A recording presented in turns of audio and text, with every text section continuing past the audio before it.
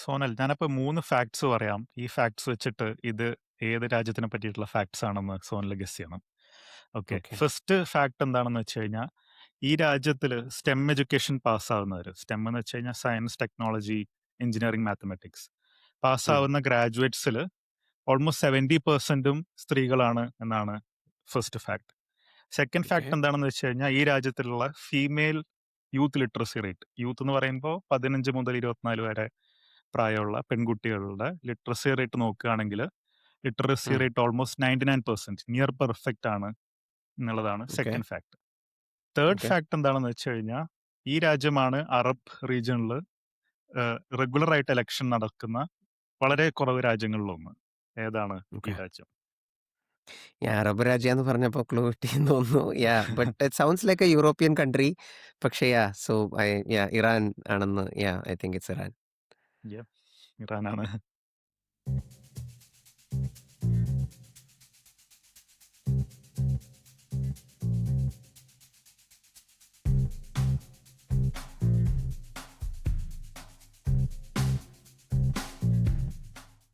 എല്ലാവർക്കും നമസ്കാരം. മറ്റൊരു നയദൃഷ്ടി പോഡ്കാസ്റ്റിന്റെ എപ്പിസോഡിലേക്ക് എല്ലാവർക്കും സ്വാഗതം. ആം, നയനിധി പോളിസി കളക്റ്റീവ് എന്ന ഓർഗനൈസേഷന്റെ ഭാഗമായി ഞങ്ങൾ പബ്ലിക് പോളിസി ഡിസ്കഷൻസ് നടത്തുവാനും സംസാരിക്കാനും ഇന്ററാക്ട് ചെയ്യാനും ഒക്കെ എടുക്കുന്ന ഒരു സ്പേസാണ് നയദൃഷ്ടി പോഡ്കാസ്റ്റ്. എൻ്റെ പേര് സോണൽ. ഞാൻ നയനിധി പോളിസി കളക്റ്റീവിൻ്റെ കോ ഫൗണ്ടറാണ്. എൻ്റെ കൂടെയുള്ളത് ആനന്ദും ഓർഗനൈസേഷൻ്റെ കോ ഫൗണ്ടറാണ്. ഞങ്ങൾ ഇന്നത്തെ ആം, പോഡ്കാസ്റ്റിൽ സംസാരിക്കാൻ ഉദ്ദേശിക്കുന്ന ടോപ്പിക് വിഷയം, നിങ്ങളെല്ലാവരും ഇപ്പോൾ ന്യൂസിൽ കാണുന്ന ഒത്തിരി ആ, സങ്കടജനകമായ അല്ലെങ്കിൽ ഒത്തിരി ടെററൈസിങ് ആയ ന്യൂസും വിഷ്വൽസും പിക്ചേഴ്സ് എല്ലാം നമ്മൾ എല്ലാ ദിവസവും കാണുന്ന ഇറാനിലെ വാറിനെ പറ്റിയാണ് ഞങ്ങളിന്ന് സംസാരിക്കാമെന്ന് വിചാരിച്ചത്. ആം, ആ കോണ്ടെക്സ്റ്റിൽ ഇറാൻ എന്ന് പറയുമ്പോൾ എനിക്ക് ഇറാനിനെ പറ്റി വലിയ ഐഡിയ ഒന്നും ഉണ്ടായിരുന്നില്ല കുറച്ചു കാലം മുമ്പ്.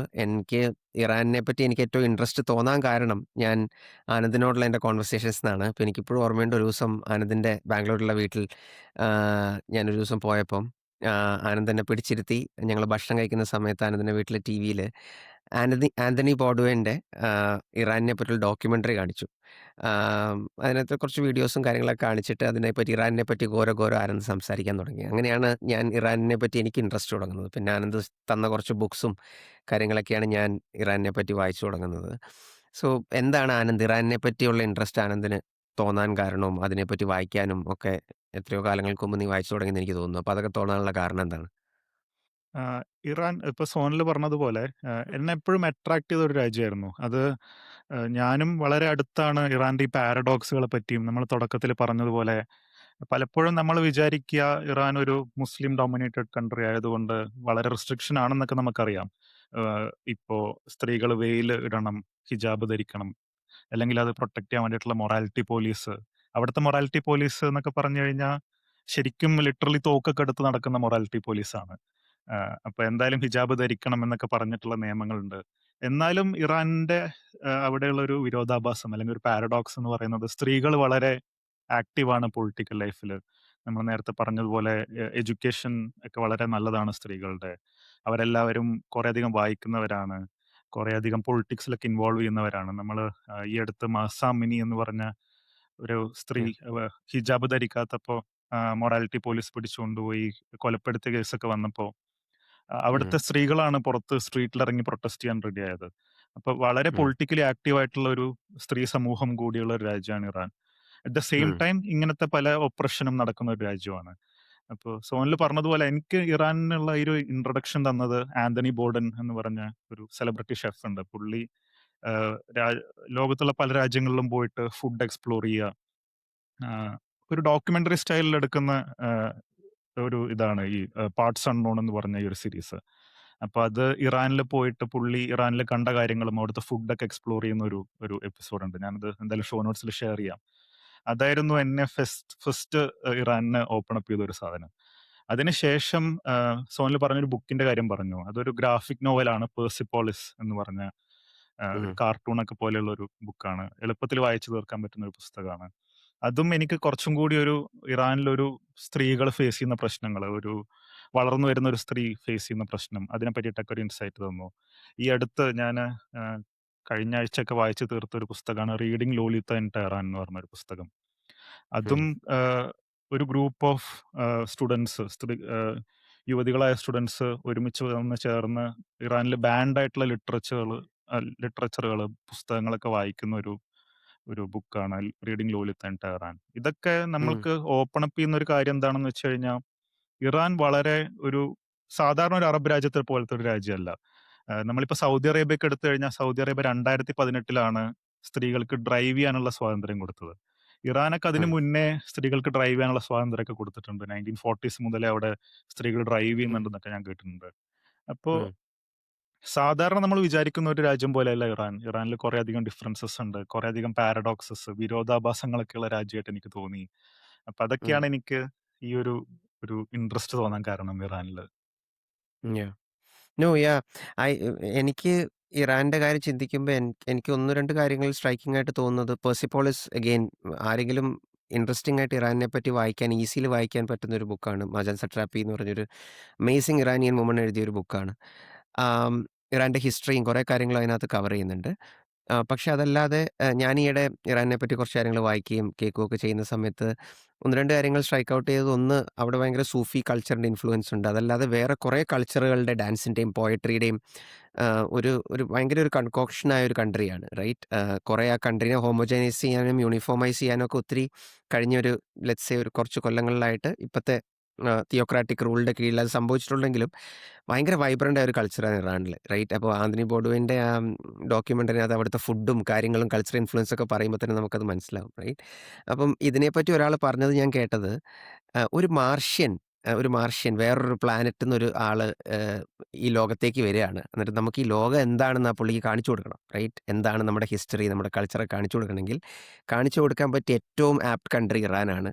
ഇറാനിൽ all good thing and bad things that has happened to humanity has happened in Iran എന്നാണ് അദ്ദേഹം പറഞ്ഞത്, റൈറ്റ്? എനിക്കത് ഭയങ്കര ഇൻട്രസ്റ്റിംഗ് ആയിട്ട് തോന്നി, right? So very rich history ഉള്ളൊരു കൺട്രിയാണ് ഇറാൻ. സോനൽ ഇറാന്റെ ഹിസ്റ്ററിയുടെ കാര്യം പറഞ്ഞപ്പോൾ എനിക്ക് തോന്നുന്നു ഇറാന്റെ 1979 ഒരു റവല്യൂഷൻ ഉണ്ടായിട്ടാണ് അയത്തുള്ള ഖൊമേനി എന്ന് പറഞ്ഞ ആള് അവിടെ അധികാരത്തിൽ വരുന്നത്. ആളാണ് ഒരു ഇസ്ലാമിക് റൂള് അവിടെ സ്റ്റാർട്ട് ചെയ്തത്. അപ്പോൾ പുള്ളിയുടെ ലൈഫ് തന്നെ ഒരു ഇറാന്റെ ഒരു ഹിസ്റ്ററി ഒക്കെ ബ്ലെൻഡ് ചെയ്യുന്ന ഒരു സാധനമായിട്ട് എനിക്ക് തോന്നിയിട്ടുണ്ട്. കാരണം പുള്ളി ഭയങ്കര തിയോക്രറ്റിക് ആയിട്ട്, ഫണ്ടമെന്റലിസ്റ്റ് ആയിട്ട്, ഭയങ്കര ഈ ഹിജാബ് എന്തായാലും ധരിക്കണം, സ്ത്രീകളുടെ സ്വാതന്ത്ര്യമൊക്കെ കുറക്കുന്ന പോളിസീസ് ഒക്കെ കൊണ്ടുവന്ന ആളാണ്. അറ്റ് ദ സെയിം ടൈം ആള് വൈനിനെ പറ്റിയിട്ടും ലവിനെ പറ്റിയിട്ടൊക്കെ പോയട്രീസ് എഴുതുന്ന ആളാണെന്ന് ഞാൻ കേട്ടിട്ടുണ്ട്. അപ്പോൾ അത്രയും ഉം. ഒരു ഡിഫറെന്റ് രാജ്യമാണ്, അല്ലെങ്കിൽ ഒരു ഇങ്ങനത്തെ കുറെ വിരോധാഭാസങ്ങളുള്ള രാജ്യമായിട്ടാണ് എനിക്ക് തോന്നിയിട്ടുള്ളത്.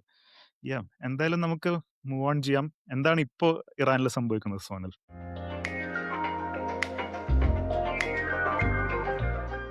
ഓക്കെ. അപ്പം കഴിഞ്ഞ കുറച്ച് ദിവസങ്ങളായിട്ട് ഇറാൻ ന്യൂസിലുണ്ട്. പക്ഷെ ആക്ച്വലി കഴിഞ്ഞ ഓൾമോസ്റ്റ് ഒരു വർഷമായിട്ട് ഇറാനിനെ പറ്റി അവിടെ ഇവിടെയുമായിട്ട് നമ്മൾ കേൾക്കുന്നുണ്ട്. അതിനെപ്പറ്റി ഒരു കോണ്ടെക്സ്റ്റ് ആദ്യമായിട്ട് നമുക്ക് സംസാരിക്കുന്നത് ഇമ്പോർട്ടൻ്റ് ആണെന്ന് എനിക്ക് തോന്നുന്നു. അപ്പം കഴിഞ്ഞ ദിവസം എന്താണ് സംഭവിച്ചതെന്ന് വെച്ച് കഴിഞ്ഞാൽ, നിങ്ങൾക്കെല്ലാവർക്കും അറിയാവുന്ന പോലെ, അല്ലെങ്കിൽ അറിയാത്തവർക്ക് ഒന്നും കൂടെ ഒന്ന് ഓർത്തെടുക്കാൻ വേണ്ടി, ആം, ഇസ്രായേലും യുഎസും ഒരു ജോയിന്റ് ഓപ്പറേഷൻ ഇറാനിൽ കണ്ടക്ട് ചെയ്തു.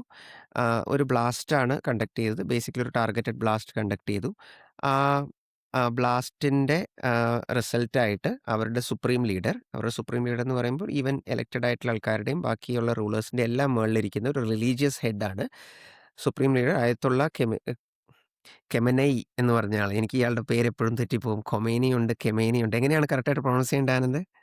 കറക്റ്റായുള്ള പ്രൊണൗൺസിയേഷൻ എനിക്കറിയില്ല. ഹമേനി എന്നാണ് ഞാൻ പ്രൊണൗൺസ് ചെയ്യാറ്. ഹമേനി. ഓക്കെ. യാ. ആ. സോ അയത്തുള്ള ഹമേനി എന്ന് പറഞ്ഞ അവരുടെ സുപ്രീം ലീഡർ മരിച്ചു, റൈറ്റ്? അദ്ദേഹം കൊല്ലപ്പെട്ടു. അപ്പം അത് വളരെ സിഗ്നിഫിക്കൻ്റ് ആയ ഒരു കാര്യമാണ്. ഇറാൻ പോലത്തെ അത്രയും പവർഫുള്ളായ വെസ്റ്റ് ഏഷ്യ, മിഡിൽ ഈസ്റ്റിലെ ഒരു പവർഫുൾ എൻറ്റിറ്റി, ഒരു കൺട്രി, അതിൻ്റെ സുപ്രീം ലീഡറിനെ അവർ കൊന്നു, റൈറ്റ്? അപ്പം ഇതിന് ശേഷം ആം, ഇറാനും റിട്ടാലിയേറ്റ് ചെയ്ത് തുടങ്ങി. ഇറാനിന് വളരെ സ്ട്രോങ് ആയ ഒരു ആർമി ഉണ്ട്. അത് കൂടാതെ അവർക്ക് റവല്യൂഷണറി ഗാർഡ് എന്ന് പറഞ്ഞ വേറൊരു വിങ് ഓഫ് ആർമി ഉണ്ട്. അപ്പം അവർ റിട്ടാലിയേറ്റ് ചെയ്ത് തുടങ്ങി. ഇസ്രായേലിനെ അവർ അറ്റാക്ക് ചെയ്യുന്നു. അത് കൂടാതെ യുഎസിനെ അറ്റാക്ക് ചെയ്യാൻ വേണ്ടി യുഎസിൻ്റെ പല ബേസസ് മിഡിൽ ഈസ്റ്റുള്ള പല കൺട്രീസിലും ഉണ്ട്. സൗദി, UAE, ബഹ്റിൻ പോലത്തെ കൺട്രീസിൽ പല ബേസസ് യുഎസിനുണ്ട്. ആ ബേസസിനെ അറ്റാക്ക് ചെയ്യുന്നു. അതുകൂടാതെ US കോൺസുലേറ്റ്സ് ഈ കൺട്രികളിലുണ്ട്. എംബസീസ് ആൻഡ് കോൺസുലേറ്റ്സ് ഉണ്ട്. അതിനെ അറ്റാക്ക് ചെയ്യുന്നു. സോ ആ ഒരു സിറ്റുവേഷനിലാണ് ഇപ്പം കാര്യങ്ങൾ പോയിക്കൊണ്ടിരിക്കുന്നത് ഞങ്ങൾ ഈ പോഡ്കാസ്റ്റ് റെക്കോർഡ് ചെയ്യുന്ന സമയത്ത്. നൗ ഈ അറ്റാക്ക് നടക്കാനുള്ള യുഎസിൻ്റെയും അല്ലെങ്കിൽ ഇസ്രായേലിൻ്റെയും ഉള്ള മോട്ടിവേഷൻ അവർ പറയുന്നത് വാസ് ഒന്ന്, കുറച്ച് വർഷങ്ങളായി യുറേനിയം എൻറിച്ച്മെൻറ്റ് ടെക്നോളജീസും യുറേനിയം എൻറിച്ച്മെൻറ്റ് പ്രോസസ്സുകളെല്ലാം ഇറാൻ ഡെവലപ്പ് ചെയ്തുകൊണ്ടിരിക്കുകയാണ്. അപ്പം അതിലൂടെ അവരൊരു ന്യൂക്ലിയർ വെപ്പൺസിലേക്ക് ഡെവലപ്പ് ചെയ്യുകയും ഒരു ന്യൂക്ലിയർ സ്റ്റേറ്റായി മാറുകയും ചെയ്യും എന്നുള്ളതാണ് സംഭവിക്കാൻ പോകുന്നതെന്നാണ് US-ൻ്റെയും ഇസ്രായേലിൻ്റെയും പക്ഷം. അതിനകത്ത് ശരിയുണ്ടെന്ന് പല ഇൻ്റർനാഷണൽ ഓർഗനൈസേഷൻസും പറയുന്നു.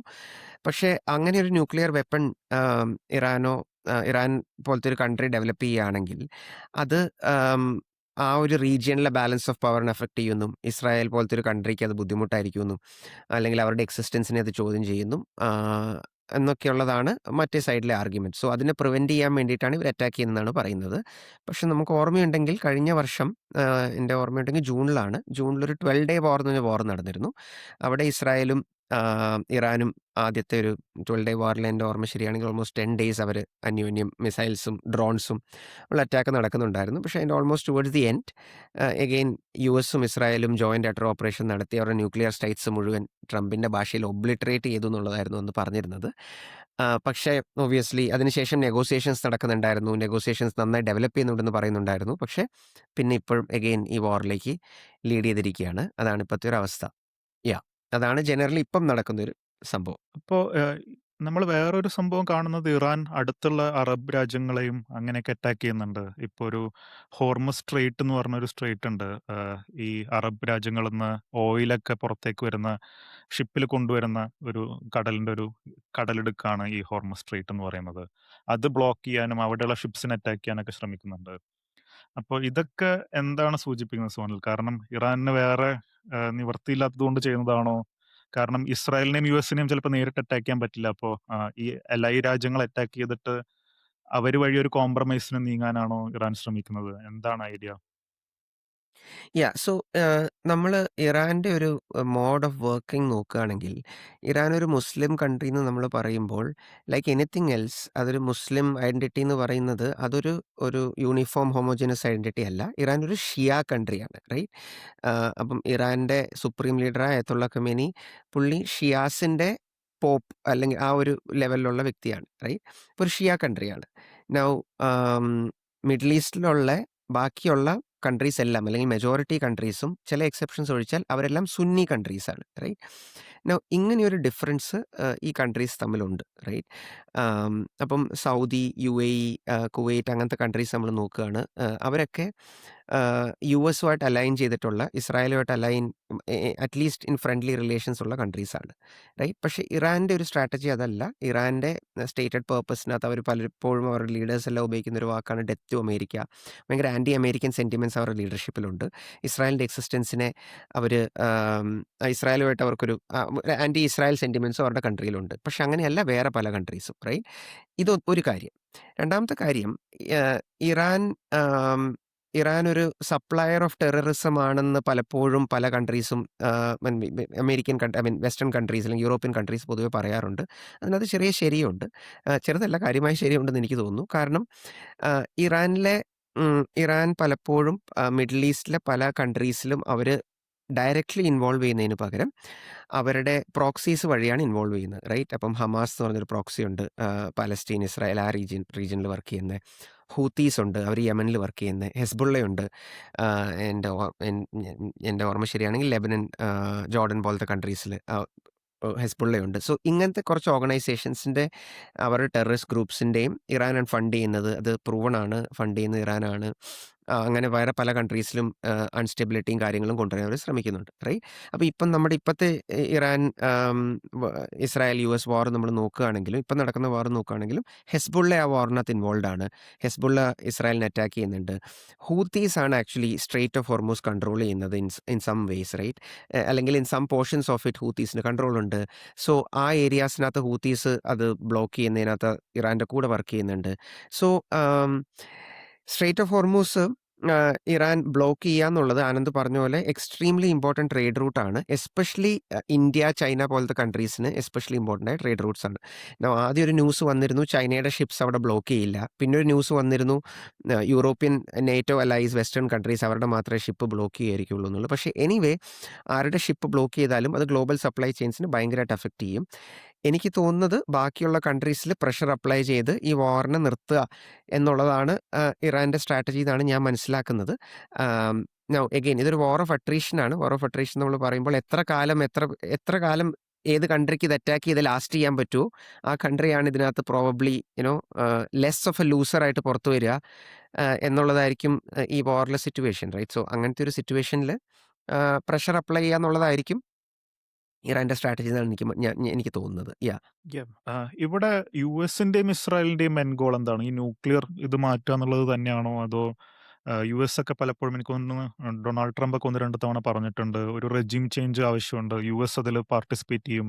അടുത്ത ലീഡറെ എലക്ട് ചെയ്യാൻ വേണ്ടിയിട്ട് എന്നൊക്കെ. അപ്പോൾ അങ്ങനത്തെ ഒരു റെജിം ചേഞ്ച് ആണോ? ന്യൂക്ലിയർ ഫെസിലിറ്റീസ് ഡിസ്ട്രോയ് ചെയ്യുക എന്നുള്ളതാണോ? എന്താണ് ഇസ്രായേലും യുഎസും ഇവിടെ എൻ ഗോൾ ആയിട്ട് കാണുന്നതായിട്ട് തോന്നുന്നത്? സോ എൻ്റെ ഗെസ് ഇങ്ങനെയാണ്. നൗ നമ്മളൊന്ന് നോക്കുകയാണെങ്കിൽ കഴിഞ്ഞ വർഷം ഇറാനിൽ അവരുടെ ഇൻഫ്ലേഷൻ ലെവൽസ്, റൈറ്റ്? എക്കണോമിക്കലി അവരുടെ എക്കണോമിക് സിസ്റ്റം, അവരുടെ ഇൻഫ്ലേഷൻ ലെവൽസ് ഭയങ്കര ഹൈ ആയിരുന്നു, റൈറ്റ്? എക്കണോമിക്കലി ഇറാൻ വളരെ പുവറായിട്ടാണ് അവരുടെ സിറ്റുവേഷൻ. ഇറാൻ ഒത്തിരി ബ്ലോക്കേഡ്സ് ഫേസ് ചെയ്യുന്നുണ്ട്. അമേരിക്കയായിട്ടുള്ള മുമ്പ് അവരുടെ ഒരു എഗ്രിമെൻ്റ് ആയിരുന്നു JCPOA എന്ന് പറഞ്ഞിട്ട്. ആ എഗ്രിമെൻറ്റ് ഡൊണാൾഡ് ട്രംപിൻ്റെ ഫസ്റ്റ് ടേമിൽ വന്ന സമയത്ത് ആ എഗ്രിമെൻറ്റ് ഫോളോ ഔട്ട് ചെയ്തു. അതായത് ആ എഗ്രിമെൻറ്റ് അവർ ക്യാൻസൽ ചെയ്തു. ഒബാമ നെഗോഷിയേറ്റ് ചെയ്ത എഗ്രിമെൻ്റ് ആയിരുന്നു, അത് ക്യാൻസൽ ചെയ്തു. അതിനുശേഷം ഇറാൻ്റെ മേൽ ഒത്തിരി ബ്ലോക്കേഡ്സ് വന്നിരുന്നു. ആ ബ്ലോക്കേഡ്സും ഇറാനിലുള്ള എക്കണോമിക് മാനേജ്മെൻറ്റ് കാരണം കൊണ്ടും അങ്ങനെ പല കാരണങ്ങൾ കൊണ്ടും ഇറാൻ്റെ എക്കണോമിക് സിറ്റുവേഷൻ വളരെ വീക്കണ്ടായിരുന്നു. ഈ എക്കണോമിക് സിറ്റുവേഷനും ബാക്കി ഉള്ള പെൻഡപ്പ് ആൾക്കാരുടെ ഇറാൻ ലീഡർഷിപ്പിനോടും മൊറാലിറ്റി പോലീസിനോടും അങ്ങനത്തെ പല വിഷയങ്ങളോടും ഉള്ള ആൾക്കാരുടെ ദേഷ്യം അത് ഒരു ഭയങ്കര വലിയൊരു പ്രൊട്ടസ്റ്റായിട്ട് സ്ട്രീറ്റ്സിലോട്ടൊക്കെ വന്നിട്ടുണ്ടായിരുന്നു. ചൈനയെ പോലെ തന്നെ ഇറാനിൽ നടക്കുന്ന ന്യൂസുകളെല്ലാം പുറത്തോട്ട് നമുക്ക് അത്രമാത്രം കിട്ടുന്നില്ല. ഒരു ഫ്രീ ആൻഡ് ഓപ്പൺ പ്രസ് ആ കൺട്രിയിലില്ല. അതുകൊണ്ട് എല്ലാ കാര്യങ്ങളും നമ്മൾ അറിയുന്നില്ല. പക്ഷെ അറിയുന്ന കാര്യങ്ങളിൽ നിന്ന് പല നമ്പേഴ്സും പലരും പറയുന്നുണ്ട്. പക്ഷേ ഈ പ്രൊട്ടസ്റ്റിൽ വന്ന ആൾക്കാരിൽ എത്രയോ ആയിരങ്ങളോളം ആൾക്കാരെ ഇറാൻ്റെ ഗവൺമെൻറ് തന്നെ വെടിവെച്ചിട്ടു അല്ലെങ്കിൽ കൊന്നു എന്നൊക്കെ ന്യൂസ് വരുന്നുണ്ട്. സോ ഞാൻ മനസ്സിലാക്കുന്നത് അപ്പം പുറത്തുനിന്ന് ഒബ്സർവ് ചെയ്യുന്ന countries including US, even Donald ട്രംപിനെ പറ്റി ഒത്തിരി സംസാരിക്കുന്നുണ്ടായിരുന്നു. ആൾക്കാരുടെ ഇടയ്ക്ക് ശക്തമായൊരു popular sentiments against the supreme leader ഉണ്ട് എന്നുള്ളത് വാസ്തവമാണ്. പക്ഷേ there is a popular sentiments against the supreme leader ഇത്രമാത്രം ഉണ്ട് സോ ദാറ്റ് ഒരു ചെറിയൊരു അറ്റാക്ക് ചെയ്താൽ സുപ്രീം ലീഡറിനെ കൊന്നു കഴിഞ്ഞാൽ ആൾക്കാർ ടേക്ക് ഓവർ ചെയ്തോളും എന്നൊരു സെൻറ്റിമെൻറ്റ്സ് ആണ് USഉം ഇസ്രായേലും റീഡ് ചെയ്തതെന്നാണ് ഞാൻ മനസ്സിലാക്കുന്നത്. അങ്ങനെ ആയിരിക്കണം എന്നില്ല. അതാണ് ഒരു തിയറി. അതുകൊണ്ട് ഖമേനിനെ കൊന്നു കഴിഞ്ഞു കഴിഞ്ഞാൽ വേറൊരു ചേഞ്ച് ആൾക്കാർ എന്നെ പ്രൊട്ടസ്റ്റ് ചെയ്ത് പുറത്തോട്ട് വന്ന് കൊണ്ടുവന്നോളും എന്നുള്ളതാണ് ഒരു കാര്യം സംഭവിക്കാൻ സാധ്യതയുള്ളത്. എൻ്റെ അഭിപ്രായത്തിൽ ഇത് കാര്യമായിട്ട് സംഭവിച്ചിട്ടില്ല. അതിൻ്റെ റിവേഴ്സാണ് സംഭവിച്ചത്. ഖൊമേനി മരിക്കുന്നതുകൊണ്ട് അദ്ദേഹം ഒരു മാർട്ടിയറായി. അദ്ദേഹത്തിനോടുള്ള സ്നേഹം ആൾക്കാരുടെ ഉള്ളിൽ നിന്ന് പുറത്തു വരികയാണ്, അല്ലെങ്കിൽ അദ്ദേഹത്തിൻ്റെ സപ്പോർട്ടേഴ്സാണ് കൂടുതൽ സ്ട്രീറ്റിൽ വരുന്നതായിട്ടാണ് നമ്മൾ ന്യൂസ് കാണുന്നത്. രണ്ടാമത്തെ സൈഡിൽ ഇറാൻ ഒരു ന്യൂക്ലിയർ വെപ്പൺ ഡെവലപ്പ് ചെയ്യുക എന്നുള്ളത് അവിടുത്തെ ബാലൻസ് ഓഫ് പവറിനെ ശക്തമായിട്ട് അഫക്റ്റ് ചെയ്യും. സോ റീസെൻ്റ്ലി ഇറാൻ US നടന്നിരുന്ന അവരുടെ നെഗോഷിയേഷൻസിനകത്ത് ഇറാൻ്റെ ബാലിസ്റ്റിക് മിസൈൽ കേപ്പബിലിറ്റിനെ പറ്റിയും ഇറാൻ്റെ യുറേനിയം എൻറിച്ച്മെൻറ്റ് പെർസെൻറ്റേജിനെ പറ്റിയൊക്കെ ഉള്ള ഇൻഫർമേഷൻ നെഗോഷിയേറ്റേഴ്സിന് കിട്ടിയപ്പോൾ USനും ഇസ്രായേലിനും മനസ്സിലായെന്ന് അവർ പറയുന്നത് ഒരു റിസ്ക് എടുക്കാൻ പറ്റത്തില്ല.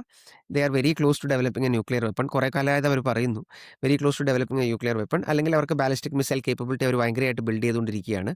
അതുകൊണ്ട് റിസ്ക് എടുക്കാൻ പറ്റില്ല, ആ കേപ്പബിലിറ്റിനെ അഫക്റ്റ് ചെയ്തേ തീരുള്ളൂ എന്ന് വിചാരിച്ചാണ് അവർ അറ്റാക്ക് ചെയ്തത് എന്നും കൂടിയാണ് ഞാൻ മനസ്സിലാക്കുന്നത്. സോ ഈ 2 കോമ്പിനേഷൻസ് വന്നാണ് എൻ്റെ റീഡിങ്. ഇതാണ് എനിക്ക് പറയാനുള്ളത്. ഇവിടെ ഞാൻ ഒരു സംഭവം കൂടി ആഡ് ചെയ്യാന്ന് വിചാരിച്ചു. അതായത് ഈ ഗ്ലോബൽ ജിയോ പൊളിറ്റിക്സ് തന്നെ ഒരു ഷിഫ്റ്റ് ചെയ്യുന്ന ഒരു സിറ്റുവേഷനാണ് ഇപ്പോൾ ഈ ഒരു ഇറാൻ വാറിൽ നമുക്ക് കാണാൻ പറ്റുന്നത്. അല്ലാതെ തന്നെ ഒരു ഷിഫ്റ്റ് ഉണ്ടായിക്കൊണ്ട് നിൽക്കുകയായിരുന്നു. ഇപ്പോൾ റഷ്യ ഒക്കെ ഉക്രൈനെ നമ്മൾ അറ്റാക്ക് ചെയ്യുന്നത് കണ്ടു. പക്ഷേ യുണൈറ്റഡ് നേഷൻസ് സെക്യൂരിറ്റി കൗൺസിൽ ഒന്നും ചെയ്യാനുള്ള ഒരു സിറ്റുവേഷൻ ഉണ്ടായിരുന്നില്ല. പലയിടത്തും ഇങ്ങനത്തെ ഒരു വാറിന് സമാന്തരമായിട്ടുള്ള അല്ലെങ്കിൽ വാർ പോലെയുള്ള കാര്യങ്ങളൊക്കെ ഉണ്ടാവുന്നുണ്ട്. അപ്പോൾ ഗ്ലോബൽ പൊളിറ്റിക്സ് നോക്കിക്കഴിഞ്ഞു കഴിഞ്ഞാൽ ഒരു മാറ്റം അല്ലെങ്കിൽ ഒരു ചേണ്, ഒരു അസന്തുലിതാവസ്ഥയൊക്കെ ഉണ്ടായിക്കൊണ്ട് നിൽക്കുകയാണ്.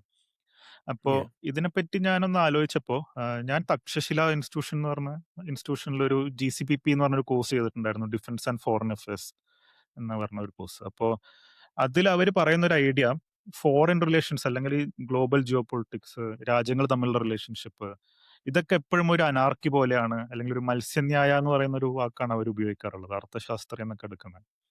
അതായത് മത്സ്യനായ എന്ന് പറയുന്നത് ലോ ഓഫ് ദി ജംഗിൾ അല്ലെങ്കിൽ കാട്ടുനീതി എന്നൊക്കെ പറയുന്ന സ്ട്രോങ് ആയവരെ ചെറിയ പവർഫുൾ അല്ലാത്തവരെ ഈറ്റ് ചെയ്യുന്ന ഒരു തിന്നുന്ന ഒരു സംഭവമൊക്കെയാണ് മത്സ്യന്യായ എന്ന് പറയുന്നത്. ഇപ്പൊ ഗ്ലോബൽ പൊളിറ്റിക്സ് അങ്ങനെയാണ് എന്നൊക്കെയാണ് അവരുടെ ഒരു ഒപ്പീനിയൻ. അപ്പോ ആർക്കാണ് ഏറ്റവും കൂടുതൽ പവർ, അവരെപ്പോഴും വീക്കായവരെ ഡോമിനേറ്റ് ചെയ്യും ഗ്ലോബൽ പൊളിറ്റിക്സിൽ എന്നൊക്കെയാണ് പൊതുവെ പറയുന്നത്. അത് അഗെയിൻ ഒരു സെൻട്രൽ അതോറിറ്റി ഇല്ലാത്തതുകൊണ്ടാണ്. നമ്മുടെ രാജ്യങ്ങളിലൊക്കെ ഉള്ളത് പോലത്തെ ഗവൺമെന്റ് ലോകത്തിന് മുഴുവനായിട്ടുള്ള ഒരു ലോക സർക്കാരൊന്നും ഇല്ലാത്തതുകൊണ്ടാണ്. നമ്മൾ ഇവിടെ കാണുമ്പോഴും അങ്ങനത്തെ ഒരു ഇതൊക്കെ തന്നെയാണ് നമ്മൾക്ക് മനസ്സിലാവുന്നത്. അപ്പോ ഇന്ത്യ ഇവിടെ അലൈൻ ചെയ്യുന്നതും ഞാൻ ശ്രദ്ധയോടുകൂടി നോക്കുന്ന ഒരു കാര്യമാണ്. കാരണം ഉം. കുറെ കാലം ഇന്ത്യ ഇറാനായിട്ട് ഭയങ്കര ക്ലോസ് റിലേഷൻഷിപ്പ് ആയിരുന്നു. നമ്മളവിടെ ഒരു ഉം. പോർട്ട് ഡെവലപ്പ് ചെയ്യാനൊക്കെ ശ്രമിച്ചിരുന്നു, ചാബഹാർ എന്ന് പറഞ്ഞ സ്ഥലത്ത്. അത് നമ്മൾക്ക് ഉം. റഷ്യയായിട്ട് കണക്ട് ചെയ്തിട്ട് അതുവഴി യൂറോപ്പൊക്കെ എത്താൻ വേണ്ടിയിട്ടുള്ള ഒരു കണക്ടിവിറ്റി ഉം. കൊറിഡോർ പോലെയൊക്കെ നമ്മൾ ഉണ്ടാക്കിയതാണ്. പക്ഷെ അതൊക്കെ അബാൻഡൺ ചെയ്യുന്ന പോലെയാണ് ഇന്ത്യയുടെ ഒരു സമീപനം ഇപ്പോഴ്. എനിക്ക് തോന്നുന്നു ഇന്ത്യൻ പ്രധാനമന്ത്രി കുറച്ച് ദിവസം മുന്നേ ഇസ്രായേൽ പാർലമെന്റിലൊക്കെ പോയിട്ട് ഇത് ഇപ്പോഴത്തെ ഈ വാർ തുടങ്ങുന്നതിന് മുന്നെയാണ് ഇസ്രായേലിനെ ഉം. ഇസ്രായേലിനെ സപ്പോർട്ട് ചെയ്യും എന്നൊക്കെ പറഞ്ഞിട്ടുണ്ടായിരുന്നു. എനിക്ക് തോന്നുന്നു പ്രധാനമന്ത്രി ഇതുവരെ ഹമേനി മരിച്ചിട്ട് ഇപ്പോഴത്തെ ഈ സുപ്രീം ലീഡർ മരിച്ചതിന് ശേഷം ഒരു സ്റ്റേറ്റ്മെന്റ് വെച്ചിട്ടുണ്ടായിരുന്നില്ല. ഇറാന്റെ ഒരു ഉം. ഷിപ്പ് ഇന്ത്യയുടെ അടുത്ത്, ആക്ച്വലി ഇന്ത്യ ഉം. തന്നെ ഇൻവൈറ്റ് ചെയ്തിട്ട് ഒരു ഫ്ലീറ്റ് റിവ്യൂവിൽ പങ്കെടുത്ത ഒരു ഷിപ്പായിരുന്നു. അത് അൺആംഡ് ഉം. ആയിരുന്നു. വെപ്പൺസ് ഒന്നും ഇല്ലാത്ത ഒരു Iranian ship US shoot down ചെയ്തിട്ടുണ്ടായിരുന്നു. ടോർപിഡോ യാ. ചെയ്തിട്ടുണ്ടായിരുന്നു. അത് ഇന്ത്യയുടെ അടുത്ത് തന്നെയാണ്. ശ്രീലങ്കയുടെ അടുത്തുള്ള ഒരു സ്ഥലത്താണ് ആ ടോർപിഡോ ചെയ്തത് തന്നെ. എന്നിട്ടും ഇന്ത്യ അതിനെ പറ്റി ഒരു പ്രതികരണം നടത്തിയിട്ടില്ല. ഇന്ത്യ ഇൻവൈറ്റ് ചെയ്തിട്ട് ഉം. വന്ന ഷിപ്പായിരുന്നു. ഉം. അങ്ങനെയൊക്കെ നോക്കുമ്പോൾ ഇന്ത്യ കുറച്ചും കൂടി ഈ ഒരു വാറില് USഉം ഇസ്രായേലിനെ കൂടെയൊക്കെ അലൈൻ ചെയ്യുന്ന ഒരു സിറ്റുവേഷനാണ്.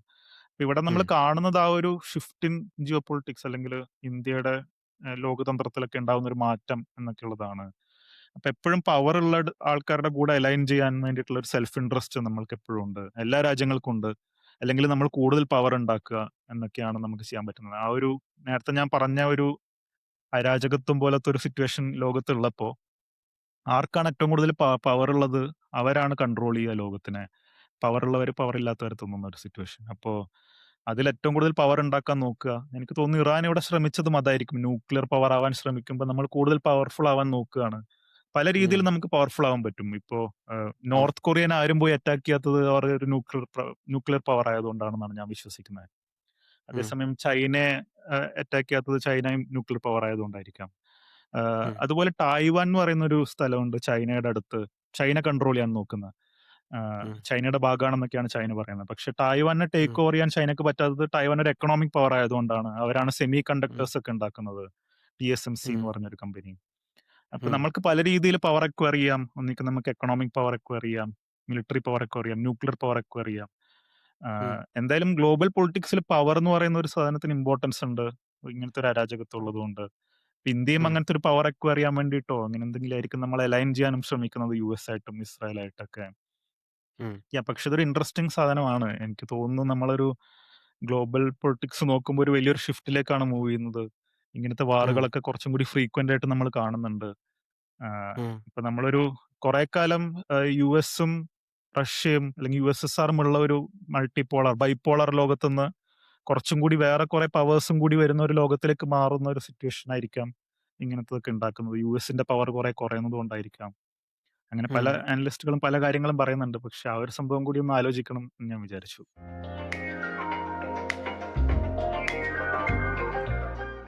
ഇപ്പത്തെ ഇറാന്റെ വാർ മനസ്സിലാക്കാൻ, അല്ലെങ്കിൽ ഇറാന്റെ സിറ്റുവേഷൻ മനസ്സിലാക്കാൻ, അല്ലെങ്കിൽ ഇറാൻ എന്ന രാജ്യത്തെ മനസ്സിലാക്കാൻ ഇറാന്റെ ഹിസ്റ്ററിയും കൂടെ പരിശോധിക്കുന്നത് ഇമ്പോർട്ടന്റ് ആണെന്ന് തോന്നുന്നു. സോ ആനന്ദ്, എന്താണ് ഇറാന്റെ ഹിസ്റ്ററിനെ പറ്റി ആനന്ദിന് പറയാനുള്ളത്? അല്ലെങ്കിൽ ഇറാന്റെ ഹിസ്റ്ററിയെ പറ്റി ഞങ്ങൾക്ക് കുറച്ച് കാര്യങ്ങളൊക്കെ പറഞ്ഞു തരൂ. ഞാൻ അത്ര വലിയ എക്സ്പേർട്ട് ഒന്നുമല്ല ഇറാന്റെ ഹിസ്റ്ററിയിൽ. ഞാൻ വായിച്ച് മനസ്സിലാക്കിയതും പുസ്തകങ്ങൾ വഴിയും അങ്ങനെയൊക്കെയുള്ള ഇൻഫർമേഷനാണ്. പക്ഷെ യാ. ഒരു ബാക്ക്ഗ്രൗണ്ട് തരാമെന്ന് വിചാരിച്ചു. ഇപ്പൊ നടക്കുന്ന സംഭവങ്ങൾ ഹിസ്റ്റോറിക്കലി എങ്ങനെയാണ് കണക്ട് ചെയ്യുന്നത്. കാരണം ഇത് ഇന്നോ ഇന്നലെയോ ഉണ്ടായ ഒരു പ്രശ്നമല്ല. കുറെ കാലമായിട്ട് ഉണ്ടാവുന്ന പ്രശ്നങ്ങളുടെ ഒരു അവസാനം അല്ലെങ്കിൽ ഇപ്പോഴത്തെ ഒരു സിറ്റുവേഷൻ എന്നുള്ള പോലെയാണ് എനിക്ക് ഫീൽ ചെയ്തത്. ആഹ് നമുക്കൊരു 100, 120 കൊല്ലത്തിന്റെ ഹിസ്റ്ററി എടുത്തു കഴിഞ്ഞാൽ ഏകദേശം ഒരു ഐഡിയ കിട്ടും. എന്തൊക്കെയാണ് ഇപ്പൊ ഉം. സംഭവിക്കുന്നത് എന്നുള്ളതും എങ്ങനെയൊക്കെയാണ് ഇതിലേക്ക് ലീഡ് ചെയ്തതെന്നും എന്നൊക്കെ ഉള്ളത്. ആഹ് യാ. ഇത് തുടങ്ങുന്നത് ആക്ച്വലി ഓയിൽ എന്ന് പറഞ്ഞൊരു റിസോഴ്സിനെ ചുറ്റിപ്പറ്റിയിട്ടാണ്. പെട്രോളിയം അങ്ങനെയൊക്കെയുള്ളത്. കുറെ കാലം ബ്രിട്ടീഷ് ഗവൺമെന്റ് ഓയിൽ എവിടെ ഉം. കിട്ടും എന്നൊക്കെയുള്ള ഒരു അന്വേഷണത്തിലായിരുന്നു. ആ സമയത്ത് ഓയിൽ കമ്പനീസ് എന്ന് പറയാൻ വേണ്ടിയിട്ട് നെതർലൻഡ്സിൽ ഒരു കമ്പനി ഉണ്ടായിരുന്നു. റോയൽ ഡച്ച് ഷെൽ എന്ന് പറഞ്ഞ. യു എസിലൊരു കമ്പനി ഉണ്ടായിരുന്നു. എനിക്ക് തോന്നുന്നു സ്റ്റാൻഡേർഡ് ഓയിൽ എന്തായിരുന്നു പേര്. ഇവർ ഉം. രണ്ടുപേരുമായിരുന്നു ഓയിൽ ഡിഗ് ചെയ്തിട്ട് ഡിസ്ട്രിബ്യൂട്ട് ചെയ്യുന്നുണ്ടായിരുന്നത്. അപ്പോൾ ഉം. ഈ 1900s തുടങ്ങുമ്പോൾ ഒരു ജനറൽ ഒരു ഐഡിയ ഉണ്ടായിരുന്നു ഓയിലായിരിക്കും ഇനി മുതൽ ഏറ്റവും ഇമ്പോർട്ടന്റ് ആയിട്ടുള്ള ഒരു റിസോഴ്സ് ആയിട്ട് ഉണ്ടാവുക എന്നുള്ളത്. അപ്പൊ ഉം. ബ്രിട്ടീഷുകാർക്ക് അറിയായിരുന്നു ഈ ഡച്ച് കമ്പനിയും യു എസും അവർക്ക് ഓയിൽ തരുന്നതിൽ കുഴപ്പമൊന്നും ഉണ്ടാവില്ല എന്നുള്ളത് വിശ്വസിച്ചിരുന്നു. പക്ഷേ ഉം. അഥവാ നെതർലൻഡ്സിനോ യു എസിനോ എന്തെങ്കിലും പറ്റിക്കഴിഞ്ഞാൽ അവർക്ക് എവിടെ നിന്നാണ് ഇനി ഓയിൽ കിട്ടുക എന്നുള്ള ഒരു പ്രശ്നമായിരുന്നു ബ്രിട്ടീഷുകാർ ആലോചിച്ചത്. അപ്പൊ ഉം. അങ്ങനെ ഇറാനിൽ ഓയിൽ ഉണ്ടെന്ന് മനസ്സിലാക്കുകയും ആ സമയത്ത് ഇറാൻ ഭരിച്ചിരുന്നത് ഖജർ എന്ന് പറഞ്ഞ ഒരു ഡൈനാസ്റ്റിയാണ്. അപ്പൊ ഉം. ഖജർ രാജാവിന്റെ അടുത്ത് പോയിട്ട് ഒരു ഡീൽ നെഗോഷിയേറ്റ് ചെയ്യും. ഉം. ബ്രിട്ടീഷ് കമ്പനിക്ക് ഇറാനിൽ ഓയിൽ ഡിഗ് ചെയ്യാം എന്നൊക്കെയുള്ള ഒരു കരാർ ഉം. ഉണ്ടാക്കുകയും ചെയ്തു. ഈ കരാറും ഒരു തരത്തിൽ കോമഡിയാണ്. കാരണം ആ, ബ്രിട്ടീഷ് ഡിഗപ്പ് ചെയ്യുന്ന ഓയിലിന്റെ പ്രോഫിറ്റ്സിൽ 84% പ്രോഫിറ്റും ബ്രിട്ടീഷ് ഗവൺമെന്റിന് തന്നെയാണ് കിട്ടുക എന്നായിരുന്നു, അല്ലെങ്കിൽ ഉം. ബ്രിട്ടീഷ് കമ്പനിക്കായിരുന്നു കിട്ടുക എന്നുള്ളതായിരുന്നു ഈ കരാറ്. അപ്പൊ ആലോചിച്ച് കഴിഞ്ഞാൽ ഉം. 16% മാത്രമേ ഇറാനിന് പ്രോഫിറ്റ് കിട്ടുള്ളൂ. അങ്ങനത്തെ ഒരു ആഹ്. കരാറായിരുന്നു ഇത്. ഉം. ഇപ്പൊ ട്രംപ് പറയുന്ന പോലെ വേഴ്സ്റ്റ് ട്രേഡ് ഡീൽ എന്നൊക്കെ പറയാൻ പറ്റുന്ന ഒരു ഡീലാണത്. യാ. പക്ഷെ അങ്ങനെയായിരുന്നു ഇറാന് ഉണ്ടായിരുന്നത്. വേഴ്സ്റ്റ് അല്ലേ? അതെ, അതെ. ഇറാന് വേഴ്സ്റ്റ് ട്രേഡ് ഡീലാണ്. യാ. ഉം. ഇറാനിന്ന് ഓയിൽ കൊണ്ടുപോയിട്ട് 16% മാത്രം പ്രോഫിറ്റ് കിട്ടുക എന്ന് പറയുമ്പോൾ അത് ഉം. എങ്ങനെയാണ് ആക്സെപ്റ്റ് ചെയ്തതെന്ന് എനിക്കറിയില്ല. ആഹ് ഉം. അപ്പോ ആഹ് അതിനുശേഷം നമ്മൾ കാണുന്നത് ഈ British Anglo Persian oil company എന്ന് പറഞ്ഞൊരു കമ്പനി തുടങ്ങിയ എന്നിട്ട് അവർ ഓയിൽ, എനിക്ക് തോന്നുന്നു 1907 അവർക്ക് ഓയിൽ കിട്ടി തുടങ്ങി. അവർ പ്രോഫിറ്റ്സ് ഉണ്ടാക്കാൻ തുടങ്ങി. അപ്പൊ ഇതേ ഉം. സമയം പാരലലി വേറൊരു സംഭവം നടന്നു. ഇറാനിലൊരു കോൺസ്റ്റിറ്റ്യൂഷൻ റവല്യൂഷൻ നടന്നു. കുറെ പേര് ഉം. ഡെമോക്രസി വേണം എന്നൊക്കെ വാദിക്കുന്നവരൊക്കെ ഉണ്ടായിരുന്നു. അവർ പ്രൊട്ടസ്റ്റ് ഒക്കെ ഉം. ചെയ്തു. എന്നിട്ട് ഈ ഖജർ ഉം. രാജാവിന്റെ സമയത്ത് തന്നെ ഒരു ഉം. കോൺസ്റ്റിറ്റ്യൂഷനും ഒരു പാർലമെന്റും അവിടെ ഉണ്ടാക്കുന്നുണ്ട്. അപ്പൊ ഉം. രാജാവ് ഇരിക്കുമ്പോഴും സൈഡിൽ ഒരു പാർലമെന്റ് ഫംഗ്ഷൻ ചെയ്യാനുള്ള ഒരു ഇത് വന്നു. അത് 1906 ഉം. എന്തോ ആണ് വന്നത്. ആ ഉം. പാർലമെന്റ് എനിക്ക് തോന്നുന്നു മജ്ലിസ് എന്നെന്തോ ആണ് അറിയപ്പെട്ടത്. ഉം. ഉം. അതിനുശേഷം ഈ പാർലമെന്റ് കുറച്ചും കൂടി സ്ട്രോങ്ങർ ആവുന്നുണ്ട് പതുക്കെ പതുക്കെ. ആ ഉം. സമയത്താണ് ഈ ഒന്നാം ലോക മഹായുദ്ധവും വരുന്നത്. ഈ ഒന്നാം ലോക ഉം. മഹായുദ്ധത്തിൽ ഇറാനും കുറേയധികം പ്രശ്നങ്ങളൊക്കെ ഉണ്ടാവുന്നുണ്ട്. എക്കണോമിക് പ്രശ്നം ഉണ്ടാവുന്നുണ്ട്. ഈ ഉം. രാജാവിന്റെ പവർ കുറച്ചും കൂടി കുറഞ്ഞു വരുന്ന ഒരു സിറ്റുവേഷനുമാണ്. ഉം. അങ്ങനെ 1921 1921 റേസ ഖാൻ എന്ന് പറഞ്ഞ ഒരാള് അവിടുത്തെ ഒരു മിലിറ്ററി ലീഡർ ആവുന്നുണ്ട്. അദ്ദേഹം 1925 അവിടുത്തെ ഷാവും ആവുന്നുണ്ട്. അതായത് അവിടുത്തെ കിങ്ങിനെ പോലത്തെ ഒരാളും ആവുന്നുണ്ട്. ഈ ഖജർ രാജാവെന്ന് മാറിയിട്ട് പെഹ്ലാവി ഡൈനാസ്റ്റി ഈ റസ ഷാ എസ്റ്റാബ്ലിഷ് ചെയ്യാണ് ചെയ്യുന്നത്. അപ്പൊ അങ്ങനത്തെ ഒരു ഭരണമാറ്റം അവിടെ ഉണ്ടാവുന്നുണ്ട്. അത് ഏകദേശം രണ്ടാം ലോക മഹായുദ്ധം വരെയൊക്കെ കണ്ടിന്യൂ ചെയ്യുന്നുണ്ട്. എനിക്ക് തോന്നുന്നു ഈ ഭരണകൂടം കുറെ കാലം മുന്നോട്ടേക്ക് പോകുന്നുണ്ട്. അതിന്റെ ഇടയിൽ രണ്ടാം ലോക മഹായുദ്ധത്തിൽ ബ്രിട്ടീഷുകാരും എല്ലാവരും വീക്ക് ആവുന്നുണ്ട്. ആ സമയത്ത് ഉം. ഇവിടുത്തെ കുറച്ചും കൂടി ഡെമോക്രാറ്റിക് എലമെന്റ്സ്, ഇവിടുത്തെ പാർലമെന്റും കോൺസ്റ്റിറ്റ്യൂഷനൊക്കെ കുറച്ചും കൂടി സ്ട്രോങ് ആവുന്ന ഒരു കേസും ഉണ്ട് ഇറാനിൽ. ഉം. എന്നിട്ട് എനിക്ക് തോന്നുന്നു 1951 മുഹമ്മദ് മൊസദ്ദെഖ് എന്ന് പറഞ്ഞ ഒരു പ്രധാനമന്ത്രി വരികയും ആള് കുറെ ഉം. അധികം പവർ എടുക്കുകയും രാജാവ് ഉം. ഉണ്ട് അപ്പോഴും. ഈ റസ ഷാ ഉം. അല്ലെങ്കിൽ റസാഖാൻ എന്ന് പറയുന്ന ആൾ അപ്പോഴും അവിടെ ഉണ്ട്. പക്ഷേ മൊസദ്ദെഖ് കുറച്ചും കൂടി പവർഫുൾ ആവുന്നു. ഒരു വലിയൊരു പ്രൈം ഉം. മിനിസ്റ്റർ ആവുന്നു. കുറച്ചും കൂടി ഉം. പവേഴ്സ് എടുക്കുന്നു. അറ്റ് ദ സെയിം ഉം. ടൈം ആൾക്ക് ഈ നേരത്തെ നടത്തിയ ഡീല്, ആ ഡീൽ ഇപ്പോഴും ആക്റ്റീവ് ആണ്. അതായത് ഈ ആംഗ്ലോ പേർഷ്യൻ ഉം. ഓയിൽ കമ്പനി ഇപ്പോഴും ഓയിൽ കൊണ്ടുപോകുന്നുണ്ട്. അവർ പ്രോഫിറ്റ്സ് ഉം. ഉണ്ടാക്കുന്നുണ്ട്. അപ്പൊ ഉം. അതിനൊക്കെ എഗെയിൻസ്റ്റ് ആയിട്ട് പുള്ളി എന്ത് ചെയ്തു എന്ന് വെച്ച് കഴിഞ്ഞാൽ പുള്ളി പ്രൈം മിനിസ്റ്റർ ആയ സമയത്ത് ഈ ഓയിൽ കമ്പനി നാഷണലൈസ് ചെയ്യുന്നുണ്ട്. ഇറാൻ ഉം. ഗവൺമെന്റ് അടിയിലാണ് ഇനി വരിക, ബ്രിട്ടന് കൺട്രോൾ ഉണ്ടാവില്ല എന്ന് പറയുന്നുണ്ട്. ഉം. അപ്പോ അതാണ് ഫസ്റ്റ് ഒരു പ്രശ്നം ഉണ്ടാവുന്നത് ബ്രിട്ടീഷുകാർക്ക് ഇറാനിൽ. ഉം. ഉം. അവരതൊരു വലിയൊരു പ്രശ്നമായിട്ട് കണ്ടു. ഇനി മുതൽ അവർക്ക് പ്രോഫിറ്റ്സ് കിട്ടില്ല.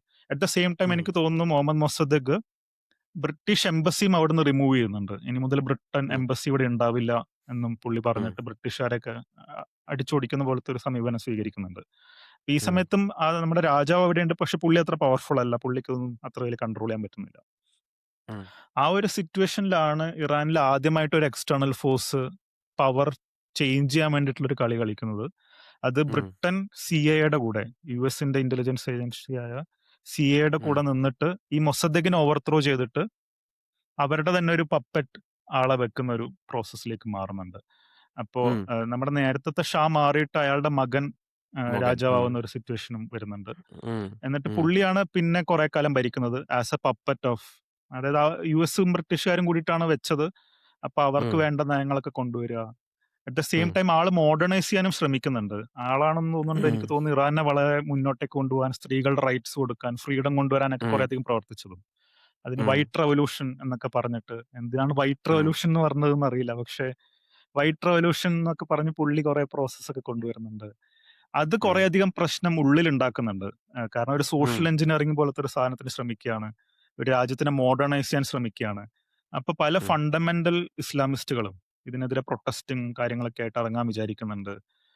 അതൊക്കെയാണ് ഇങ്ങനത്തെ ഒരു പ്രശ്നം ഒരു 1979 നമ്മൾ കാണുന്ന ഒരു ഇസ്ലാമിക് റവല്യൂഷനിലേക്ക് ലീഡ് ചെയ്തത്. അപ്പോ ഉം. ആ ഇസ്ലാമിസ്റ്റുകൾക്ക് അവരുടെ കൾച്ചർ ചേഞ്ച് ചെയ്യുന്നത് പോലെ തോന്നുന്നുണ്ട് ഈ വൈറ്റ് ഉം. റവല്യൂഷനൊക്കെ കാരണം. അറ്റ് ദ ഉം. സെയിം ടൈം ഈ രാജാവ് ഒരു പപ്പറ്റിനെ പോലെയാണ് ആക്ട് ചെയ്യുന്നതെന്ന് തോന്നുന്നുണ്ട്. ഉം. ബ്രിട്ടീഷുകാരുടെയും യുഎസുകാരുടെയും. പിന്നെ ഉം. ഇവര് വിശ്വസിച്ച് എലക്ട് ചെയ്തിട്ട് പ്രൈം മിനിസ്റ്റർ ആക്കിയ ആളെ ഓവർത്രോ ചെയ്തിട്ടാണ് ഈ രാജാവ് വന്നതും. ഈ മുഹമ്മദ് ഉം. മൊസദെക് എന്ന് പറഞ്ഞ ആളെ CIA ഒക്കെ കൂടിയിട്ടാണ് ഓവർത്രോ ചെയ്യുന്നത്. അപ്പൊ ഉം. ഇതൊക്കെ അവിടെ ഒരു ഇയാളോടുള്ള ഒരു ദേഷ്യമൊക്കെ കൂടാനുള്ള ഒരു സാഹചര്യമാവുന്നു. ഒരു ഉം. റവല്യൂഷനിലേക്ക് ലീഡ് ചെയ്യുന്നു. ആ ഉം. റവല്യൂഷനിൽ ഇൻട്രസ്റ്റിംഗ്ലി കമ്മ്യൂണിസ്റ്റുകാര്, പ്രോ ഡെമോക്രസി ആൾക്കാര്, ഇവരൊക്കെ ഈ ഇസ്ലാമിസ്റ്റുകളുടെ കൂടെ നിന്ന് ഫൈറ്റ് ചെയ്യുന്ന ഒരു സിറ്റുവേഷൻ ആണ് ഉണ്ടായത്. ഇവരൊക്കെ കൂടി ഉം. ഒരുമിച്ചിട്ടാണ് ഈ രാജാവിനെ ഓവർത്രോ ചെയ്യുന്നത്. അപ്പോൾ ഉം. അങ്ങനത്തെ ഒരു ഹിസ്റ്ററിയും അവിടെയുണ്ട്. കമ്മ്യൂണിസ്റ്റുകാരും ഇസ്ലാമിസ്റ്റുകളും എല്ലാവരും കൂടി ഒരുമിച്ചിട്ടാണ് ഓവർത്രോ ചെയ്യുന്ന ഒരു സിറ്റുവേഷൻ ഉണ്ടാവുന്നത്. ഉം. അപ്പോൾ ഉം. ഓവർത്രോ ചെയ്തപ്പോഴും ഇറാനിനെ എങ്ങോട്ടേക്ക് വേണമെങ്കിലും ഷിഫ്റ്റ് ചെയ്യായിരുന്നു എന്നുള്ളൊരു കാര്യമുണ്ട്. കമ്മ്യൂണിസ്റ്റ് ഉം. രാജാവായിരുന്നു. കാരണം കമ്മ്യൂണിസ്റ്റുകളും ഈ മൂവ്മെന്റിൽ പാർട്ടിസിപ്പേറ്റ് ചെയ്തിരുന്നു. കുറച്ച് പ്രോ ഉം. ഡെമോക്രസി ആൾക്കാരും ഉണ്ടായിരുന്നു. പക്ഷേ ഉം. അയത്തുള്ള ഹൊമേനി എന്ന് പറഞ്ഞ ഒരു ലീഡർ എപ്പോഴാണ് ഇമേജ് ചെയ്യുന്നത്? ആള് കുറച്ചു കാലം എക്സൈലിലൊക്കെ ആയിരുന്നു. ആള് ഉം. തിരിച്ചു വരുന്നു. ആള് ഭയങ്കര പോപ്പുലർ ആണ്. ഇറാനിലെ ആൾക്കാരൊക്കെ ജെനുവിൻലി ആളെ ഫോളോ ചെയ്തിരുന്നു. എന്നിട്ട് ഉം. ആളെ സുപ്രീം ലീഡർ ആക്കുന്ന ഒരു സിറ്റുവേഷൻ വരുന്നു. ഉം. ആളെന്നിട്ട് ഫസ്റ്റ് തുടങ്ങിയപ്പോ തന്നെ അറ്റാക്ക് ചെയ്തത് ഈ കമ്മ്യൂണിസ്റ്റുകളെയും പ്രോ ഡെമോക്രസി ആൾക്കാരെയാണ്. അതാണ് അതിന്റെ വേറൊരു രസം. അപ്പോ അറ്റാക്ക് അവരൊക്കെ ചെയ്യല്ല. ഈ അടിച്ചമർത്തി. ഓൾമോസ്റ്റ് അവരെ എക്സ്റ്റെർമിനേറ്റ് ചെയ്തു എന്നുള്ളതാണ് റൈറ്റ്. കുറെ പേരെ അതെ. കൊന്നിരുന്നു റൈറ്റ്. അപ്പം ഇതിനകത്ത് എനിക്ക് നീ അത് പറഞ്ഞപ്പോൾ തോന്നിയൊരു തമാശ എന്ന് പറഞ്ഞു കഴിഞ്ഞാൽ ഇപ്പം നമ്മൾ കേരളത്തിലോ അല്ലെങ്കിൽ ഈവൻ സോഷ്യൽ മീഡിയയിലൊക്കെ നോക്കുകയാണെങ്കിൽ ഞങ്ങൾ കൊമേനിക്കൊപ്പം എന്ന് പറഞ്ഞ് ഭയങ്കര സപ്പോർട്ട് കമ്മ്യൂണിസ്റ്റുകാരാണ് റൈറ്റ്. പക്ഷേ ഞാൻ ഈയിടെ ഒരു സ്റ്റേറ്റസ് വായിക്കുകയായിരുന്നു. ആരുടെയോ സ്റ്റേറ്റസ് അല്ല, ആരോ ഇട്ടിരുന്ന എന്തോ കോട്ട് വായിക്കുകയായിരുന്നു റൈറ്റ്. കമ്മ്യൂണിസ്റ്റ് പീപ്പിൾ സപ്പോർട്ട് എന്താ, കമ്മ്യൂണിസ്റ്റുകൾ പല കൺട്രികളിലും പലരെയും സപ്പോർട്ട് ചെയ്യുന്നുണ്ട്. പക്ഷേ അവര് സപ്പോർട്ട് ചെയ്യുന്ന ആ കൺട്രിയിൽ അവര് പോവാണെങ്കിൽ അവരെല്ലാരും കൊല്ലും എന്നാണ് ആ കോട്ട് പറയുന്നത് റൈറ്റ്. അപ്പോൾ ഇറാനിലെ കമ്മ്യൂണിസ്റ്റുകള് ഇവിടെ ഇറാൻ ഖൊമേനിനെ ഭയങ്കരമായിട്ട് സപ്പോർട്ട് ചെയ്യുന്ന കമ്മ്യൂണിസ്റ്റുകൾ ആക്ച്വലി ഇറാനിൽ പോവാണെങ്കിൽ അവർക്കവിടെ ജീവിക്കാൻ പോലും സമ്മതിക്കത്തില്ല. പക്ഷേ അവര് ഫുൾ സപ്പോർട്ടാണ്. പക്ഷേ ഖൊമേനി വന്ന സമയത്ത് അവരെ കുറെ കമ്മ്യൂണിസ്റ്റുകൾ ആക്ച്വലി കൊന്നു റൈറ്റ്. എക്സ്റ്റെർമിനേറ്റ് ചെയ്തു. ആൻഡ് പ്രോ ഡെമോക്രസി ലീഡേഴ്സിനെ പലരെയും കൊന്ന സംഭവം 1979 നടന്നിരുന്നു. എനിക്കത് ജസ്റ്റ് ഒന്ന് പറയാൻ ഞാൻ ഇടയ്ക്ക് കയറിയതാ. കണ്ടിന്യൂ ആനന്ദ്. യാ. സോനൽ പറഞ്ഞതുപോലെ ഇനിയും കുറച്ച് ഇൻട്രസ്റ്റിംഗ് ആയിട്ടുള്ള സംഭവങ്ങളും കൂടി ഉണ്ടാവുന്നുണ്ട്. കാരണം ഓക്കെ. ഖൊമേനി അധികാരത്തിൽ വന്നിട്ട് ഒരു കൊല്ലം ആവുമ്പോഴേക്കും ഇറാനായിട്ട് ഒരു യുദ്ധം പ്രഖ്യാപിക്കുന്നുണ്ട്. ഒരു ഉം. 8 ഇയർ വാർ ഉണ്ടാവുന്നുണ്ട്. ആ സമയത്ത് ഇറാഖ് ഭരിച്ചിരുന്നത് സദ്ദാം ഹുസൈൻ ആയിരുന്നു. അപ്പോ നിങ്ങൾക്കറിയാലോ സദ്ദാം ഹുസൈനെ 2003 US ഇൻവേഡ് ചെയ്തിട്ടൊക്കെയാണ് തൂക്കിക്കൊല്ലുന്ന ഒരു സിറ്റുവേഷൻ ഒക്കെ ഉണ്ടാവുന്നത്. ഈ സമയത്ത് ഇറാനിന് എഗെയിൻസ്റ്റ് ആയിട്ട് US ആയിരുന്നു ആക്ച്വലി ഇറാഖിനെ സപ്പോർട്ട് ചെയ്തത്. സദ്ദാം ഹുസൈന് ആയുധങ്ങൾ എത്തിക്കുക, ഫണ്ട് കൊടുക്കുക. കാരണം ഇറാനിൽ ഇപ്പൊ ജസ്റ്റ് ഒരു ഭരണകൂടം ഉണ്ടാവുകയാണ്. അപ്പോ അവരെ തോൽപ്പിക്കാൻ എളുപ്പമായിരിക്കും എന്നൊക്കെ വിശ്വസിച്ചിട്ട് ഇറാഖിൽ കുറെ അധികം ഈ വെപ്പൺസ് കൊടുക്കുന്ന സിറ്റുവേഷനും അങ്ങനെയൊക്കെ ഉണ്ടാവുന്നുണ്ട്. അപ്പൊ ആരോ പറഞ്ഞിരുന്നു, കാരണം 2003 വെപ്പൺസ് ഓഫ് മാസ് ഡിസ്ട്രക്ഷൻ ഇറാഖിൽ ഉണ്ടെന്ന് പറഞ്ഞിട്ടാണ് US പോയത്. അവർക്ക് ഉം. അത്രയും ഉറപ്പായിരുന്നു വെപ്പൺസ് ഉണ്ടെന്ന്. കാരണം ഇവര് തന്നെയാണ് സദ്ദാം അത് ഹുസൈൻ ഇതൊക്കെ കൊടുത്തതൊന്നുമല്ല. കൊടുത്തത്. അപ്പൊ ഇവരുടെ റിസിപ്റ്റ്സ് യാ. ഉണ്ടായിരുന്നു എന്തൊക്കെയാണ് പോയത് എന്നൊക്കെ ഉള്ളത്. അപ്പോ യാ. അങ്ങനത്തെ ഒരു കാര്യം കൂടി ഉം. അവിടെ നടക്കുന്നുണ്ട്. പക്ഷേ ഈ ഉം. വാറിൽ ഇറാൻ തോക്കുന്നില്ല. ഈ അയത്തുള്ള ഹൊമേനി കുറച്ചും കൂടി പവർ കൺസോളിഡേറ്റ് ചെയ്യാണ്. ഒരു യുദ്ധം നടക്കുമ്പോൾ എപ്പോഴും എല്ലാവരും ലീഡറിനെ ബാക്ക് ചെയ്യാനുള്ള ഒരു സാധ്യതയാണ് കൂടുതൽ. അപ്പോൾ യാ. അവിടെയുള്ള ഇറാനിലെ സാധാരണക്കാരും ഡെമോക്രസിയിൽ വിശ്വസിക്കുന്നുണ്ട്. എല്ലാവരും ആക്ച്വലി ഖൊമേനിനെ ബാക്ക് ചെയ്തു ഈ ഒരു ഇറാഖ് വാറിന്റെ സമയത്ത്. അപ്പൊ അയാൾക്ക് ഉം. കുറച്ചും കൂടി പവറിൽ കുറച്ചും കൂടി ഒരു സ്ട്രോങ് പൊസിഷൻ കിട്ടുകയാണ് ചെയ്തത് ആക്ച്വലി വാർ കഴിയുമ്പോഴേക്കും. പക്ഷെ വാർ യാ. കഴിയുമ്പോഴേക്കും ആള് മരിക്കുന്നുണ്ട്. ഉം. 1989 അയത്തുള്ള ഹൊമേനി മരിക്കുന്നുണ്ട്. അതിനുശേഷമാണ് ഇപ്പോഴത്തെ അയത്തുള്ള ഹമേനി എന്ന് പറയുന്ന ഈ ഒരു ലീഡർ വരുന്നത്. ഇപ്പൊ അടുത്ത് മരിച്ച ഉം. അയത്തുള്ള ഹമേനി വരുന്നത്. ഉം. അപ്പോ ഇവിടെ വേറൊരു സംഭവം എന്താണെന്ന് വെച്ച് കഴിഞ്ഞാൽ അയത്തുള്ള ഹൊമേനി, ആദ്യത്തെ ഹൊമേനി വളരെ പോപ്പുലർ ആയിട്ടുള്ള ഒരു മനുഷ്യനായിരുന്നു. ആള് ജനങ്ങളുടെ ഉം. ഇടയിലും ഒക്കെ ഭയങ്കര അധികം അയാളെ ഇഷ്ടമായിരുന്നു എന്നൊക്കെ ഞാൻ വായിച്ചിട്ടുണ്ട്. ഇപ്പൊ ഞാൻ ഉം. വായിച്ച അസർ നഫീസിയുടെ റീഡിംഗ് ലോലിത്ത് ആൻഡ് ടെഹറാൻ എന്ന് പറയുന്നത് ഈ ഒരു ഫേസ് ഒക്കെയാണ് ആ ബുക്കിൽ പ്രധാനമായിട്ടും കവർ ചെയ്യുന്നത്. ഉം. പുള്ളിക്കാരി വരെ ഒരു സെൻസ് ഓഫ് വിഷമത്തിലാണ് ഹൊമേനി മരിച്ചതിനെ പറ്റിയിട്ടൊക്കെ പറയുന്നത്. ഉം. അത്രയും ഉം. ഒപ്രസ് ചെയ്തൊരു റൂളർ ആയിരുന്നെങ്കിലും കൂടി ആൾക്കാർക്ക് ജെനുവിൻലി കുറച്ചെങ്കിലും ഇഷ്ടമായിരുന്നു. ഹൊമേനി ഉം. പേഴ്സണൽ ലൈഫിൽ പലപ്പോഴും അത്ര ഫണ്ടമെന്റലിസ്റ്റ് അല്ല എന്നൊക്കെ പറയുന്നവരൊക്കെ ഉണ്ട്. At the same time Ayatollah Khamenei അയാൾക്ക് ശേഷം വന്ന ആള് അത്ര പോപ്പുലർ അല്ല.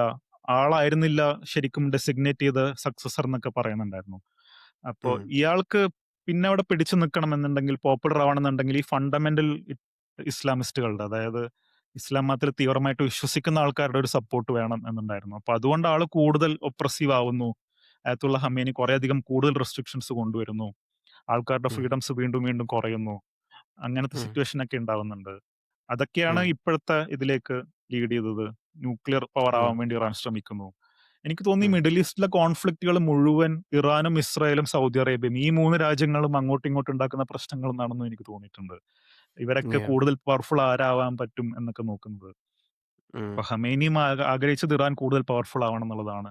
അതിന് ഉം. പ്രശ്നം ഉണ്ടായത് ഇസ്രായേലും സൗദിയും ഒക്കെ ആയിരുന്നു. അതൊക്കെ ഉം. ഇപ്പോഴത്തെ ഇതിലേക്ക് ലീഡ് ചെയ്തു എന്നുള്ളതാണ് ഇതിന്റെ ഹിസ്റ്ററി. യാഹ്. എനിക്ക് അതിനകത്ത് ഒരു കാര്യം തോന്നുന്നത് ഈ 1989 ഖമേനി വന്നതിന് ശേഷം അൺടിൽ 2026 കുറേ ഓപ്പറേഷൻ സിറ്റുവേഷൻസും revolution I mean anti government പ്രൊട്ടസ്റ്റുകൾ അങ്ങനത്തെ കുറേ കാര്യങ്ങൾ സംഭവിച്ചില്ലേ? നേരത്തെ നീ ഒരു നമ്മുടെ 2011 നടന്ന ആ ഇൻസിഡന്റ് 11 നടന്നത് എനിക്ക് ഓർമ്മയില്ല. ആ ഒരു ഹിജാബ് ഇൻസിഡന്റിന്റെ കാര്യം പറഞ്ഞു. അതും കൂടി ഒന്ന് പറയാമോ? ഇവിടെ നമ്മൾ ആലോചിക്കേണ്ട ഒരു സംഭവം, നിങ്ങൾക്ക് ഈ പുസ്തകങ്ങൾ ഞാൻ നേരത്തെ സജസ്റ്റ് ചെയ്ത 2 പുസ്തകങ്ങൾ വായിച്ചാൽ മനസ്സിലാവും. ഇറാന്റെ ഒരു സോഷ്യൽ ലൈഫ് എന്ന് പറഞ്ഞു കഴിഞ്ഞാൽ സ്ത്രീകളാണെങ്കിലും വളരെയധികം ഫ്രീഡം ആഗ്രഹിക്കുന്നവര്, ഉം. വളരെയധികം പൊളിറ്റിക്കലി അവെയർ ആയവര്, പൊളിറ്റിക്കലി ഉം. ആക്റ്റീവ് ആയവര്, അങ്ങനെയുള്ള ഒരു യാഹ്. സൊസൈറ്റിയാണ് സ്ത്രീകളുടെ. ഈവൻ ഞാൻ ആ പെർസിപ്പോളിസ് എന്ന ബുക്ക് എഴുതിയ മർജാൻ സട്രാപ്പി ഇപ്പം ആക്ച്വലി യൂറോപ്പിലാണെന്ന് തോന്നുന്നു. പുള്ളിക്കാരി അവിടെ ഇന്റർവ്യൂലൊക്കെ നല്ല ഒരു സിഗരറ്റൊക്കെ പിടിച്ചുകൊണ്ട് ഇങ്ങനെ ഗാങ്സ്റ്റർ യാ ലുക്കിലിരുന്നാണ് പുള്ളിക്കാരിയൊക്കെ ഇറാനിലെ സ്ത്രീയാണെന്ന് നമുക്ക് ഫുൾ ഗാങ്സ്റ്റർ മോഡലാണ് പുള്ളിക്കാരിയുടെ എന്താ ഇന്റർവ്യൂ ഒക്കെ കൊടുക്കുന്നത്. So anyway continue. ജനറലി ഇറാനിലെ സ്ത്രീകൾ അങ്ങനെ തന്നെയാണ്. ഭയങ്കര ഫിയേഴ്സ് ആയിട്ടുള്ള ആൾക്കാരായിട്ടാണ് എനിക്ക് എപ്പോഴും തോന്നിയിട്ടുള്ളത്. ഞാൻ വായിച്ചിട്ടുള്ള അറിവേ ഉള്ളൂ. എനിക്കാരും പേഴ്സണലി പരിചയമൊന്നുമില്ല. പക്ഷേ ഇന്റർവ്യൂസ് കാണുമ്പോഴും ഇവരെ എഴുതിയ സംഭവങ്ങൾ വായിക്കുമ്പോഴും ഈ അസർ നഫീസി എന്ന് പറയുന്ന ആളുടെ കുറേയധികം ടോക്കുകളൊക്കെ ഞാൻ കേട്ടിരുന്നു. ഈ റീഡിംഗ് ലോലിത്ത് ആൻഡ് ടെഹറാൻ എഴുതിയ. അപ്പൊ പുള്ളിക്കാരിയുടെ ടോക്കുകളിലൊക്കെ പുള്ളിക്കാരി ഭയങ്കര ഫിയേഴ്സ് ആണ്. ഭയങ്കര ടു ദ പോയിന്റ് ഒക്കെ ആയിട്ടാണ് ഓരോ കാര്യങ്ങളൊക്കെ പറയുന്നത്. അപ്പോൾ അവർ ഉം. പൊതുവെ അങ്ങനെയുള്ള ഫ്രീഡം ആഗ്രഹിക്കുന്ന, അല്ലെങ്കിൽ ഫ്രീ ആവാൻ വേണ്ടി കൂടുതൽ ശ്രമിക്കുന്നവരാണ്. അപ്പൊ ഇങ്ങനെയുള്ള ഒരു ഗ്രൂപ്പിനെ കൺട്രോൾ ചെയ്യാനാണ് അയത്തുള്ള ഹമേനി ശ്രമിക്കുന്നത്. അയത്തുള്ള ഹമേനി ആണെങ്കിലും ഹൊമേനി ആണെങ്കിലും. അപ്പോ അവരെന്തായാലും ഈ പെർസിപ്പോളിസിലും പറയുന്ന ഒരു കാര്യമുണ്ട്. അവരുടെ ഡേ ടു ഡേ ലൈഫ് എന്ന് പറഞ്ഞു കഴിഞ്ഞാൽ എങ്ങനെ കുറച്ചും കൂടി ഫ്രീ ആവാം, സ്ത്രീകൾക്ക് എങ്ങനെ കുറച്ചും കൂടി ഫ്രീഡം നേടാം എന്നൊക്കെ ഉം. വിചാരിക്കുന്നവരാണ്. അവര് കുറച്ച് ഈ ഹിജാബ് പുറകോട്ടേക്ക് വലിച്ച് കുറച്ച് മുടി കാണിക്കും ഒരു ദിവസം. അത് ഓക്കെ ആണോ എന്ന് നോക്കും. മേക്കപ്പ് ഇട്ട് നോക്കും. അങ്ങനെ അവര് കുറച്ചും കൂടി ഫ്രീ ആവാൻ വേണ്ടി ശ്രമിക്കുകയാണ്. അവരുടെ എല്ലാ ജീവിത ദിവസവും ഒരു ബാറ്റിലാണ് കുറച്ചും കൂടി ഫ്രീഡം കിട്ടാൻ വേണ്ടിയിട്ട്. ഉം. അങ്ങനെയുള്ള ഒരു സ്ട്രഗിളും ഇറാന്റെ ഉള്ളിൽ ഉണ്ടാവുന്നുണ്ട്. കുറച്ചും കൂടി ഫ്രീഡം ഉം. കിട്ടാനും. ഇപ്പോ ഉം. എനിക്ക് തോന്നുന്നു ഇറാനില് ഫുട്ബോൾ മാച്ച് സ്ത്രീകൾക്ക് കാണാൻ പറ്റില്ല എന്ന് തോന്നുന്നുണ്ട്. പക്ഷെ അങ്ങനെ ഉം. 2 സ്ത്രീകള് ഫുട്ബോൾ മാച്ച് ആണുങ്ങളുടെ വേഷം കെട്ടിപ്പോയ കണ്ട കേസുകളും അങ്ങനെയൊക്കെ കുറെയധികം സ്റ്റോറീസും കാര്യങ്ങളൊക്കെ ഇവിടെയുണ്ട്. അപ്പോ ഉം. ഇങ്ങനത്തെ ഉള്ളിലുള്ള ഒരു സ്ട്രഗിളും ഉണ്ട് കൂടുതൽ ഫ്രീഡം കിട്ടാൻ വേണ്ടിയിട്ട്. അതൊക്കെയാണ് ഈ ഉം. പ്രൊട്ടസ്റ്റുകൾ ഇടക്കിടക്ക് ഉണ്ടാവുന്നത്. ഇപ്പൊ റീസെന്റ്ലി നമ്മള് സോനിൽ പറഞ്ഞ ഒരു എക്കണോമിക് പ്രശ്നങ്ങൾ കാരണം ഉണ്ടാവുന്ന ഒരു പ്രൊട്ടസ്റ്റ്. അതിന് ഉം. മുന്നേ ഉണ്ടായ ഈ മഹ്സ അമിനി എന്ന് പറഞ്ഞ ഹിജാബ് ധരിക്കാത്തത് കൊണ്ട് കൊലപ്പെടുത്തിയ ഒരു ഉം. സ്ത്രീ, അവർക്ക് വേണ്ടി ഉണ്ടായ പ്രൊട്ടസ്റ്റ്. അപ്പോ ഉം. ഇറാൻ ഉള്ളിലും അങ്ങനത്തെ ഒരു പ്രക്ഷുബ്ധമായിട്ടുള്ള ഒരു സാഹചര്യമാണ് ഉള്ളത്. അവരും അത്ര ഉം. ഹാപ്പി അല്ല. ഒരു സെക്ഷൻ ഓഫ് ആൾക്കാർ ഇപ്പോഴും അവര് ഫ്രീഡം കിട്ടുന്നില്ല എന്ന് വിശ്വസിക്കുന്നവരാണ്. പക്ഷേ ഉം. അതൊക്കെ ഇപ്പൊ നടത്തിയ ഒരു അറ്റാക്ക്, അല്ലെങ്കിൽ യുഎസ് പറയുന്ന ഫ്രീഡം കൊടുക്കാൻ വേണ്ടിയിട്ടാണ് അറ്റാക്ക് ചെയ്തതെന്നൊക്കെ. ഉം. അത് അംഗീകരിക്കാൻ പറ്റുമോ എന്നുള്ളതാണ് അതിന്റെ ചോദ്യം. കാരണം ഞാൻ പല ആൾക്കാരും സ്റ്റേറ്റസ് ഇടുന്ന പോലെ ഇതുപോലെ കാണുന്നുണ്ട്. കാരണം അമേരിക്ക ചെയ്തതൊരു നല്ല കാര്യമാണ്. ഫ്രീഡം കിട്ടാൻ വേണ്ടിയിട്ടാണ് ഉം. ചെയ്തത്. ഇനി മുതൽ ആൾക്കാർ ഉം. സന്തോഷവാന്മാരായിട്ടും ഫ്രീഡം കിട്ടിയിട്ടും ജീവിക്കും എന്നൊക്കെ പറയുന്നതൊക്കെ കണ്ടു. പക്ഷെ എനിക്ക് തോന്നുന്നു ഉം. എപ്പോഴാ ഫോഴ്സ്ഡ് ആയിട്ട് ഇങ്ങനത്തെ ഒരു സംഭവം കൊണ്ടുവരുന്നത്. അവര് ഉം. തന്നെ സ്വന്തം ഫൈറ്റ് ചെയ്തിട്ടുണ്ടാക്കുന്ന ഫ്രീഡവും പുറത്തുനിന്നുള്ള ഒരു ശക്തി ബോംബിട്ട് കൊണ്ടുവരുന്ന ഫ്രീഡവും രണ്ടും ഡിഫറെന്റ് ആണെന്നാണ് എനിക്ക് തോന്നുന്നത് എപ്പോഴും. ഉം. അപ്പോ അവരുടെ തന്നെ സ്ട്രഗിളിൽ നിന്നൊന്നും അല്ല ഈ ഫ്രീഡം ഉണ്ടാവുന്നുണ്ടെങ്കിൽ ഉണ്ടാവുക. അതിന്റെ പ്രശ്നങ്ങളുണ്ട്. ഉം. അപ്പോ അതാണ് അതിലുള്ള ഒരു കാര്യം.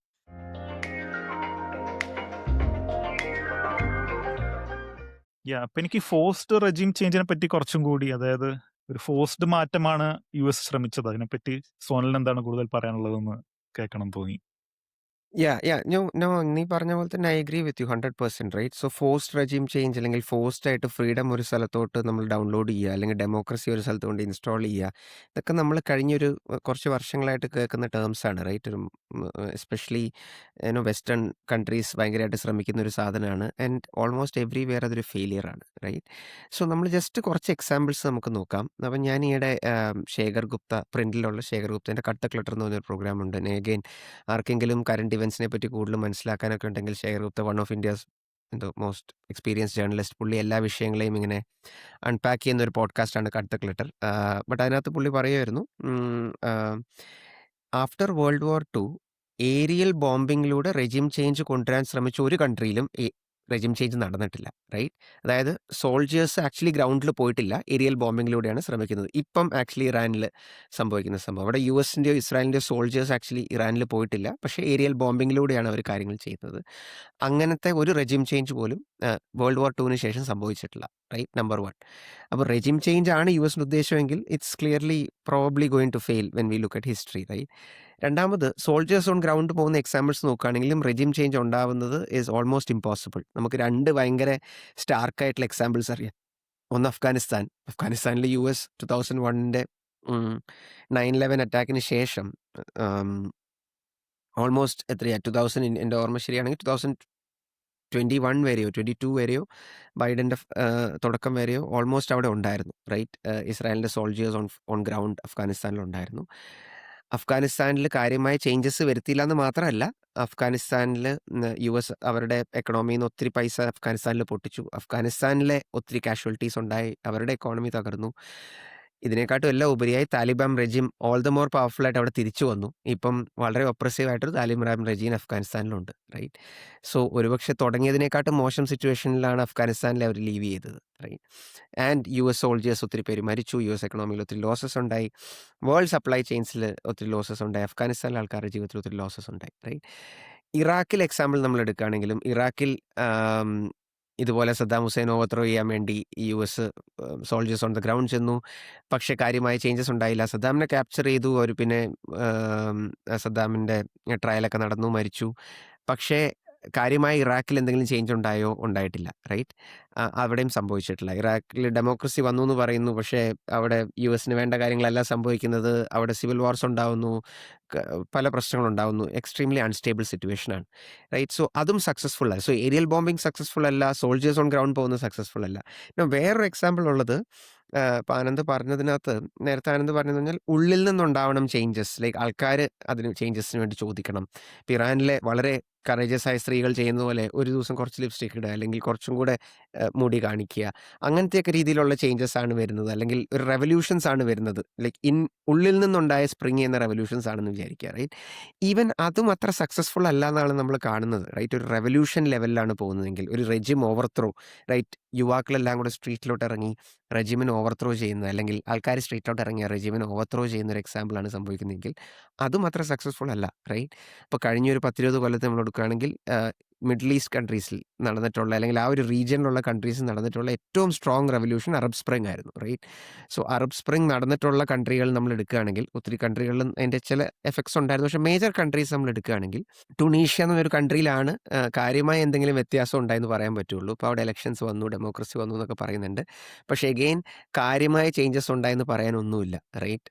ഓൾമോസ്റ്റ് എനിക്കൊന്ന് 15 years ആയി അവിടെ അറബ് സ്പ്രിംഗ് നടന്നിട്ട്, പക്ഷേ കാര്യമായ ചേഞ്ചസ് ഒന്നുമില്ല. ഇലക്ഷൻസ് നടന്നു എന്നുള്ളത് ശരിയാണ്, പക്ഷേ കറപ്ഷൻ അലിഗേഷൻസും വേറെ പ്രശ്നങ്ങളും അവിടെ ഭയങ്കര അലിഗേഷൻസ് ടുണീഷ്യ നടക്കുന്നുണ്ട്. ബാക്കിയുള്ള കൺട്രീസ് നമ്മൾ എടുക്കാം. ഈജിപ്ത് നോക്കുകയാണെങ്കിൽ ഈജിപ്തിൽ ഡിക്റ്റേറ്റർ തിരിച്ചു വന്നു, അതാണ് കുറച്ചും കൂടെ ഭേദമുള്ള സിറ്റുവേഷൻ. ബാക്കി കൺട്രീസ് എടുക്കുക, ഇപ്പോൾ ലിബിയ എടുക്കുകയാണ്, സിറിയ എടുക്കുകയാണ്, യമൻ എടുക്കുകയാണ്.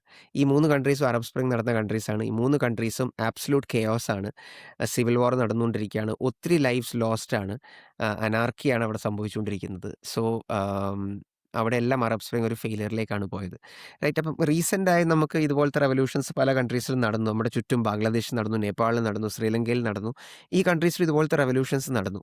റൈറ്റ്. ഇതിൻ്റെയൊക്കെ റിസൾട്ട് എന്തായെന്ന് പറയാനുള്ള ടൈം ആയിട്ടില്ല. പ്രോബ്ലി ഒരു 10, 15, 20 കൊല്ലം കഴിഞ്ഞിട്ട് നമുക്ക് പറയാൻ പറ്റും. അല്ലെങ്കിൽ അതിൽ കൂടുതൽ കഴിയുമ്പോഴേ നമുക്ക് പറയാൻ പറ്റുള്ളൂ. പക്ഷേ എൻ്റെ ഒരു വ്യൂ എന്താന്ന് പറഞ്ഞു കഴിഞ്ഞാൽ, ഇപ്പം ഇപ്പം ബംഗ്ലാദേശ് നമുക്കൊരു എക്സാമ്പിൾ എടുക്കാം. ആ ബംഗ്ലാദേശിലെ ഒരു എക്സാമ്പിളിൽ ഒരു ഭയങ്കര ബ്യൂട്ടിഫുൾ എക്സാമ്പിൾ എന്താ വെച്ച് കഴിഞ്ഞാൽ, ഇപ്പം ഹസീനേനെ അവർ ത്രോ ഔട്ട് ചെയ്തു. അവരെ ഭരിച്ചുകൊണ്ടിരുന്ന അവിടുത്തെ വളരെ ഡിക്റ്ററ്റോറിയൽ ആയിരുന്ന, ഇന്ത്യ സപ്പോർട്ട് ചെയ്തുകൊണ്ടിരുന്ന ഒരു അവിടുത്തെ പ്രൈം മിനിസ്റ്റർ ആയിരുന്ന ഹസീനേനെ അവർ ഓവർത്രോ ചെയ്തു. ഒരു ജെൻസി ലെഡ് റെവല്യൂഷനാണ് അവിടെ നടന്നത്. വളരെ വയലൻ്റായ റെവല്യൂഷനായിരുന്നു. അതായത് പ്രൊട്ടസ്റ്റേഴ്സിനെ ഒത്തിരി പേരെ കൊല്ലുകയും അവർക്ക് നേരെ ഷൂട്ട് ചെയ്യുകയൊക്കെ ചെയ്തിരുന്ന ഒരു സംഭവമായിരുന്നു.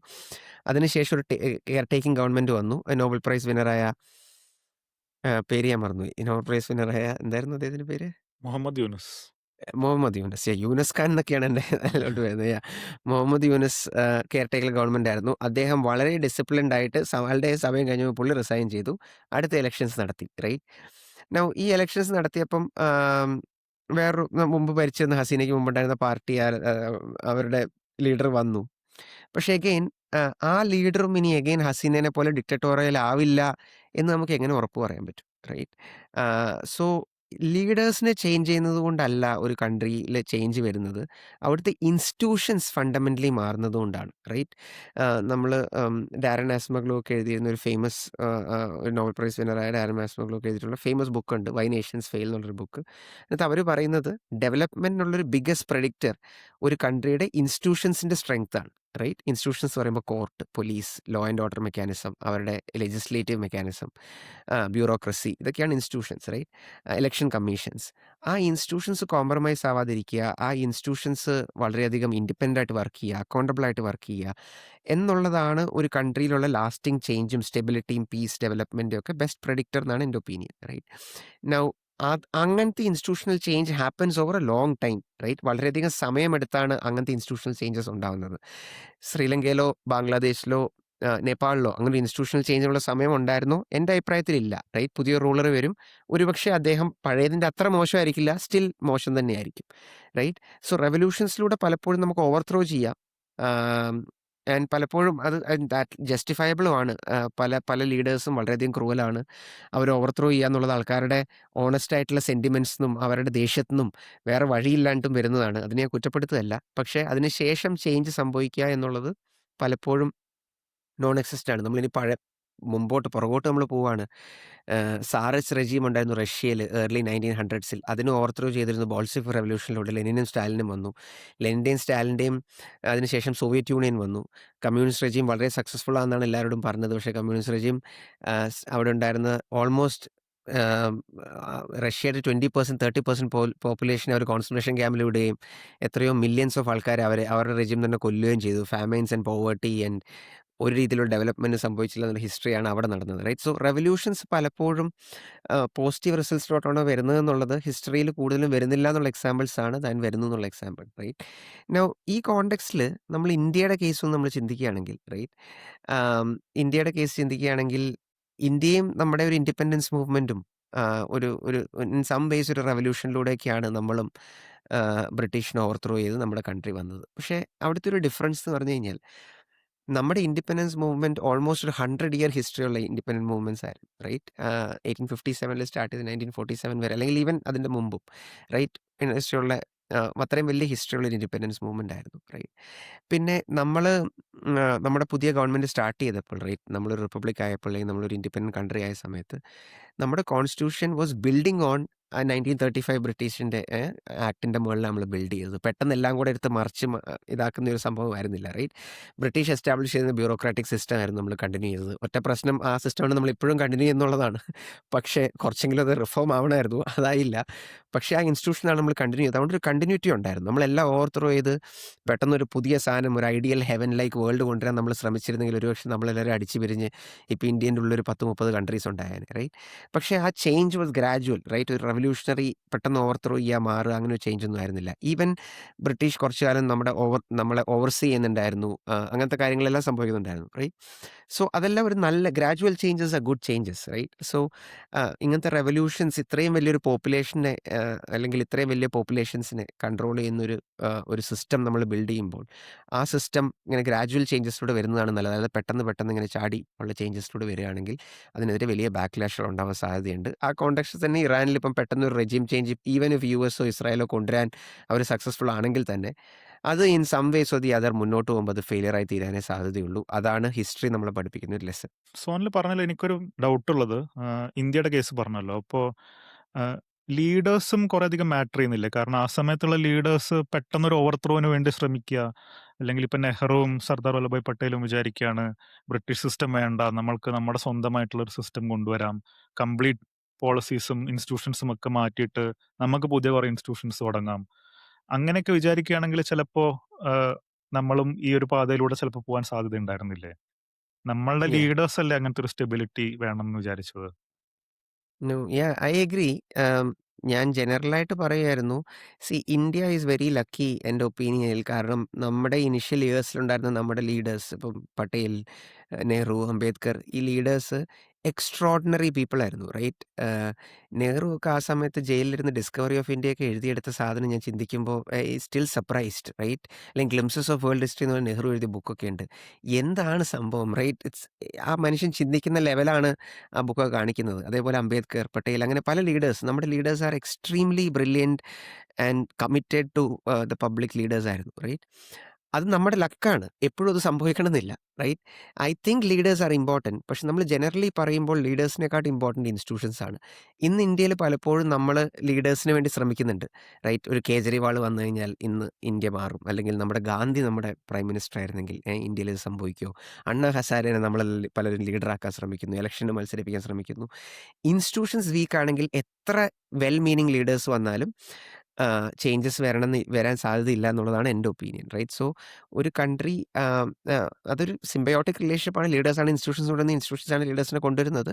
പക്ഷേ ഇതിനകത്ത് ഇൻസ്റ്റിറ്റ്യൂഷൻസ് ആണ് ഇമ്പോർട്ടൻ്റ് എന്നാണ് എനിക്ക് തോന്നുന്നത്. ശ്രീലങ്കയിലെ ആൾക്കാർ അവരുടെ പ്രൊട്ടസ്റ്റ് അവരുടെ ജെന്യുവിൻ കൺസേൺസ് വന്നതായിരുന്നെങ്കിലും ഒരുപക്ഷെ ആ ഇൻസ്റ്റിറ്റ്യൂഷൻസ് ഡെവലപ്മെൻറ്റിനകത്തും ഇങ്ങനത്തെ പ്രൊട്ടസ്റ്റ് വരികയാണെങ്കിൽ, റൈറ്റ്? ഇപ്പോഴത്തെ പുതിയ ഗവൺമെൻറ് വന്നു, അയാൾ ഇൻസ്റ്റിറ്റ്യൂഷൻസിൽ ചേഞ്ച് കൊണ്ടുവരുന്നുണ്ടോ? ഇല്ലെങ്കിൽ അയാൾക്കെതിരെ പ്രൊട്ടസ്റ്റ് ചെയ്യണം, അല്ലെങ്കിൽ അയാളെ ക്വസ്റ്റ്യൻ ചെയ്യണം, അല്ലെങ്കിൽ അടുത്ത ഇലക്ഷനിൽ അയാളെ ഇറക്കണം. ആ ഇൻസ്റ്റിറ്റ്യൂഷൻ ചേഞ്ചിന് വേണ്ടി നമ്മുടെ ലീഡേഴ്സിനെ നമ്മൾ അക്കൗണ്ടബിൾ ആക്കുകയാണെങ്കിൽ, ചെറിയൊരു എക്സാമ്പിൾ പറയുകയാണെങ്കിൽ ഇന്ത്യയിലെ ജുഡീഷ്യറിയിലെ കേസ് ലോഗ്സ്, റൈറ്റ്? ക്ലിയർ ചെയ്യാത്ത കേസുകൾ നമ്മൾ മുമ്പ് പോഡ്കാസ്റ്റുകളും പറഞ്ഞിരുന്നു, ഭയങ്കര ഹൈ ആണ്. അത് നമ്മുടെ ഇൻസ്റ്റിറ്റ്യൂഷൻ്റെ ഫെയിലിയർ ആണ്, റൈറ്റ്? അതൊരു പൊളിറ്റിക്കൽ ഇഷ്യൂ നമ്മുടെ കൺട്രിയിൽ ആവുന്നില്ല, റൈറ്റ്? പലപ്പോഴും ഹിന്ദു മുസ്ലിമും ബീഫും സിനിമകളൊക്കെയാണ് പൊളിറ്റിക്കൽ ഇഷ്യൂ ആവുന്ന സമയത്ത് ആ ഇൻസ്റ്റിറ്റ്യൂഷനെ ഇമ്പ്രൂവ് ചെയ്യുക എന്നുള്ള സാധനം അതിനുവേണ്ടി നമ്മൾ വോട്ട് ചെയ്യുകയും നമ്മുടെ പൊളിറ്റീഷ്യനെ അക്കൗണ്ടബിൾ ആക്കി വെക്കുകയും ചെയ്യുമ്പോൾ അതാണ് ചേഞ്ചസ് കൊണ്ടുവരുന്നതാണ് എൻ്റെ അഭിപ്രായം.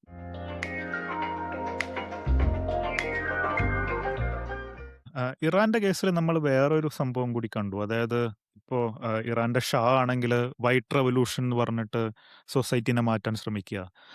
ഈ Yeah. 1979 ഇസ്ലാമിക് റെവല്യൂഷൻ വന്നതിന് ശേഷം ഹൊമൈനിയും അതിന് ശേഷമുള്ള ഖമേനിയും കൂടിയിട്ട് സ്ത്രീകളുടെ സ്വാതന്ത്ര്യം കുറയ്ക്കുക. അവിടെ ആക്ച്വലി ഒരു നെഗറ്റീവ് പുറകോട്ടേക്ക് വലിക്കാനാണ് സൊസൈറ്റിനെ ശ്രമിച്ചത്. സൊസൈറ്റി കുറേ അധികം Yeah. ഫ്രീ ആയിട്ടുള്ള സൊസൈറ്റി ആയിരുന്നു. അതിനെ കുറച്ചും കൂടി പുറകോട്ടേക്ക് കൊണ്ടുവരാൻ ശ്രമിച്ചു. അപ്പൊ ഇതൊക്കെ ഒരു സോഷ്യൽ എഞ്ചിനീയറിംഗ് അല്ലെങ്കിൽ സോഷ്യൽ ചേഞ്ച് കൊണ്ടുവരിക ഒക്കെ വേണ്ടിയിട്ട് ശ്രമിക്കുന്ന ഒരു സാധനമാണ്. അത് പോളിസീസ് ത്രൂ കൊണ്ടുവരികയാണ്. അപ്പൊ അതിനെപ്പറ്റി എന്താണ് സോനൽ അഭിപ്രായം? സോഷ്യൽ എഞ്ചിനീയറിംഗ് ഇവിടെ എന്തായാലും വർക്കൗട്ട് ആയിട്ടില്ല എന്നാണ് എനിക്ക് തോന്നുന്നത് ഇറാനിലും. ഇപ്പോൾ നമ്മൾ കാണുന്ന എക്സാമ്പിൾസ് ഒക്കെ അങ്ങനെയാണ്. അപ്പൊ പൊതുവെ Yeah. എങ്ങനെയാണ് സോഷ്യൽ എഞ്ചിനീയറിംഗിനെ നമ്മൾ നോക്കിക്കാണേണ്ടത്? സോ ഇതാണ് വേൾഡ് ഹിസ്റ്ററിയിൽ ഈ സോഷ്യൽ എഞ്ചിനീയറിംഗ് എന്നുള്ളതൊരു പുതിയ ടേമാണ്, റൈറ്റ്? സോ സയൻറ്റിഫിക് ഇംപ്രൂവ്മെൻറ്റ്സ് വന്ന സമയത്ത്, അതായത് ഒരു ആറ്റമിനെ നമുക്ക് സ്പ്ലിറ്റ് ചെയ്യാം, അല്ലെങ്കിൽ 2 കോമ്പൗണ്ട്സ് ആഡ് ചെയ്ത് നമുക്ക് പുതിയൊരു കെമിക്കൽ ഉണ്ടാക്കാം. ഇങ്ങനെ സയൻറ്റിഫിക് ഏരിയനകത്ത് കുറേ ഡെവലപ്മെൻറ്റ്സ് വന്നപ്പോൾ ഈ സെയിം ഐഡിയ നമുക്ക് സൊസൈറ്റിയിലേക്ക് അപ്ലൈ ചെയ്യാൻ പറ്റുമോ? സൊസൈറ്റീനെ നമുക്ക് എഞ്ചിനീയർ ചെയ്യാൻ പറ്റുമോ, റൈറ്റ്? ആൾക്കാരെ നമുക്ക് ചേഞ്ച് ചെയ്യാൻ, കൾച്ചറുകൾ മാറ്റാൻ, അല്ലെങ്കിൽ ഹോമോജനസ് ആക്കാൻ, അല്ലെങ്കിൽ ആൾക്കാരുടെ റിലീജിയനുകളെ ചേഞ്ച് ചെയ്യാൻ, പ്രിഫറൻസുകളെ ചേഞ്ച് ചെയ്യാൻ, ഈറ്റിംഗ് ഹാബിറ്റ്സിനെ ചേഞ്ച് ചെയ്യാൻ, ഇതൊക്കെ നമുക്ക് പറ്റുമോ? അല്ലെങ്കിൽ ആൾക്കാരെ കൂടുതൽ മോട്ടിവേറ്റഡ് ആക്കാൻ പറ്റുമോ? ആൾക്കാരെ കൂടുതൽ ഓൺട്രപ്രണേഴ്സ് ആക്കാൻ പറ്റുമോ? അങ്ങനെ പല രീതിയിൽ സോഷ്യലി നമുക്ക് ആൾക്കാരെ എഞ്ചിനീയർ ചെയ്യാൻ പറ്റുന്ന ഒരു ചിന്ത പോളിസി മേക്കേഴ്സിന് ഇടയ്ക്ക് വരുന്നുണ്ട്. എന്നെ സംബന്ധിച്ചുള്ള എക്സ്ട്രീംലി എലീറ്റിസ്റ്റ് തെറ്റാണ് ആൻഡ് എക്സ്ട്രീംലി മിസ്ഗൈഡഡ് ആണ്. റൈറ്റ്? നമ്മളൊരാളെ സോഷ്യൽ എഞ്ചിനീയർ ചെയ്യുമ്പോൾ എങ്ങനെ ഒരു കൺട്രീനെ അല്ലെങ്കിൽ ആൾക്കാരെ എഞ്ചിനീയർ ചെയ്യണമെന്ന് എനിക്കറിയാം എന്നാണ് നമ്മൾ അസ്യൂം ചെയ്യുന്നത്. റൈറ്റ്? എനിക്ക് പേഴ്സണലി അറിഞ്ഞൂടാ.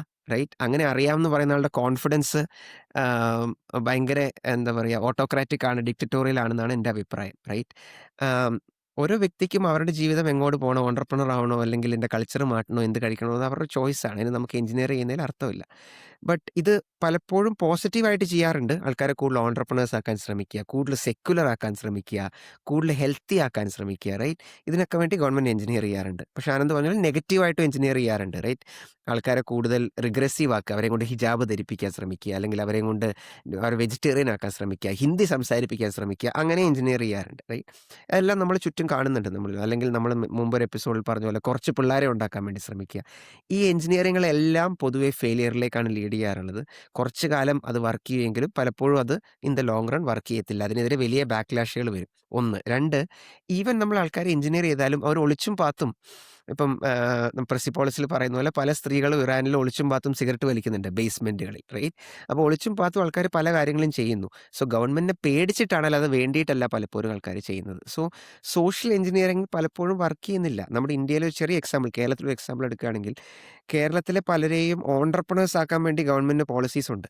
ഒരാളെ എങ്ങനെ നമുക്ക് ഓണ്ടർപ്രണർ ആക്കാൻ പറ്റുക? റൈറ്റ്? ആൾക്കാരുടെ ഉള്ളിലേക്ക് നമുക്ക് ട്രെയിനിങ് കൊടുക്കാം ചെറുപ്പത്തിലായിരിക്കുമ്പോൾ, അല്ലെങ്കിൽ അവരെ മോട്ടിവേറ്റ് ചെയ്യാം, അല്ലെങ്കിൽ നഡ്ജ് ചെയ്യാം. പക്ഷെ ഒരാളെ ഓണ്ടർപ്രണർ ആക്കി മാറ്റാനൊന്നും ഗവൺമെന്റിന് പറ്റത്തില്ല. അപ്പോൾ ഗവൺമെന്റ് ഒരു ലക്ഷ്യം വെക്കുകയാണ്, 1,00,000 ഓണ്ടർപ്രണേഴ്സിനെ ഞാൻ ഒരു മാസം കൊണ്ട് ഉണ്ടാക്കുമെന്ന് പറയുകയാണെങ്കിൽ ആൾക്കാർക്ക് വേണ്ടെങ്കിലോ? നമ്മൾ എന്ത് ചെയ്യും? റൈറ്റ്? സോ അതൊക്കെ ഒരു സോഷ്യൽ എഞ്ചിനീയറിംഗ് ഐഡിയ ആണ്. ആൾക്കാരെ ഓണ്ടർപ്രണർ ആക്കുക, ഫോഴ്സ് ചെയ്യുക, എന്നൊക്കെ പറയുന്നത്. റൈറ്റ്? സോ പൊതുവെ അത് കള്ളത്തരങ്ങളിലേക്കും, അല്ലെങ്കിൽ നമ്പേഴ്സ് നമ്മൾ കുറച്ച് അവിടെ ഇവിടെ മാറ്റുന്നതിലേക്കോ, അല്ലെങ്കിൽ പൈസ വെറുതെ വേസ്റ്റ് ആക്കുന്നതിലേക്കോ, അല്ലെങ്കിൽ സക്സസ്ഫുൾ അല്ലാത്ത പോളിസിയിലേക്കോ ലീഡ് ചെയ്യുന്ന ഒരു സംഭവമാണ്. സോ സോഷ്യൽ എഞ്ചിനീയറിംഗ് പൊതുവെ പൊ പൊ പല പൊളിറ്റീഷ്യൻസിനും പല പോളിസി മേക്കേഴ്സിനും ബ്യൂറോക്രാറ്റ്സിനും ഇഷ്ടമുള്ള പരിപാടിയാണ്. കാരണം അതിനകത്ത് നിന്നൊരു ഒരു ഒരു ഓട്ടോക്രാറ്റിക് കിക്ക് കിട്ടുന്നുണ്ടാവും. പക്ഷെ അത് ഓൾമോസ്റ്റ് ഓൾവേസ്, അല്ലെങ്കിൽ ഓൾവേസ് അതൊരു ഫെയിലിയർ ആണ്. ഇവിടെ എനിക്കൊരു ഡൗട്ടുണ്ട്. കാരണം ഇന്ത്യൻ കോൺസ്റ്റിറ്റ്യൂഷൻ ഇപ്പോ ആ സമയത്ത് അൺടച്ചബിലിറ്റിക്കെതിരെയും കാസ്റ്റ് സിസ്റ്റത്തിനെതിരെയും ഇതൊക്കെ ആ സമയത്ത് സൊസൈറ്റിയിൽ ഭയങ്കര സ്ട്രോങ് ആയിട്ടുണ്ടായിരുന്ന കാര്യങ്ങളാണ്. ഈ കാസ്റ്റ് സിസ്റ്റം ആണെങ്കിലും അല്ലെങ്കിൽ എനിക്ക് തോന്നുന്നില്ല ഇന്ത്യൻ സൊസൈറ്റി അത്ര സെക്യുലർ ഒക്കെ ആയിരുന്നു എന്നൊക്കെ ഉള്ളത്. അല്ലെങ്കിൽ എത്ര ലിബറൽ ആയിരുന്നു ഇന്ത്യൻ കോൺസ്റ്റിറ്റ്യൂഷൻ പോലെ.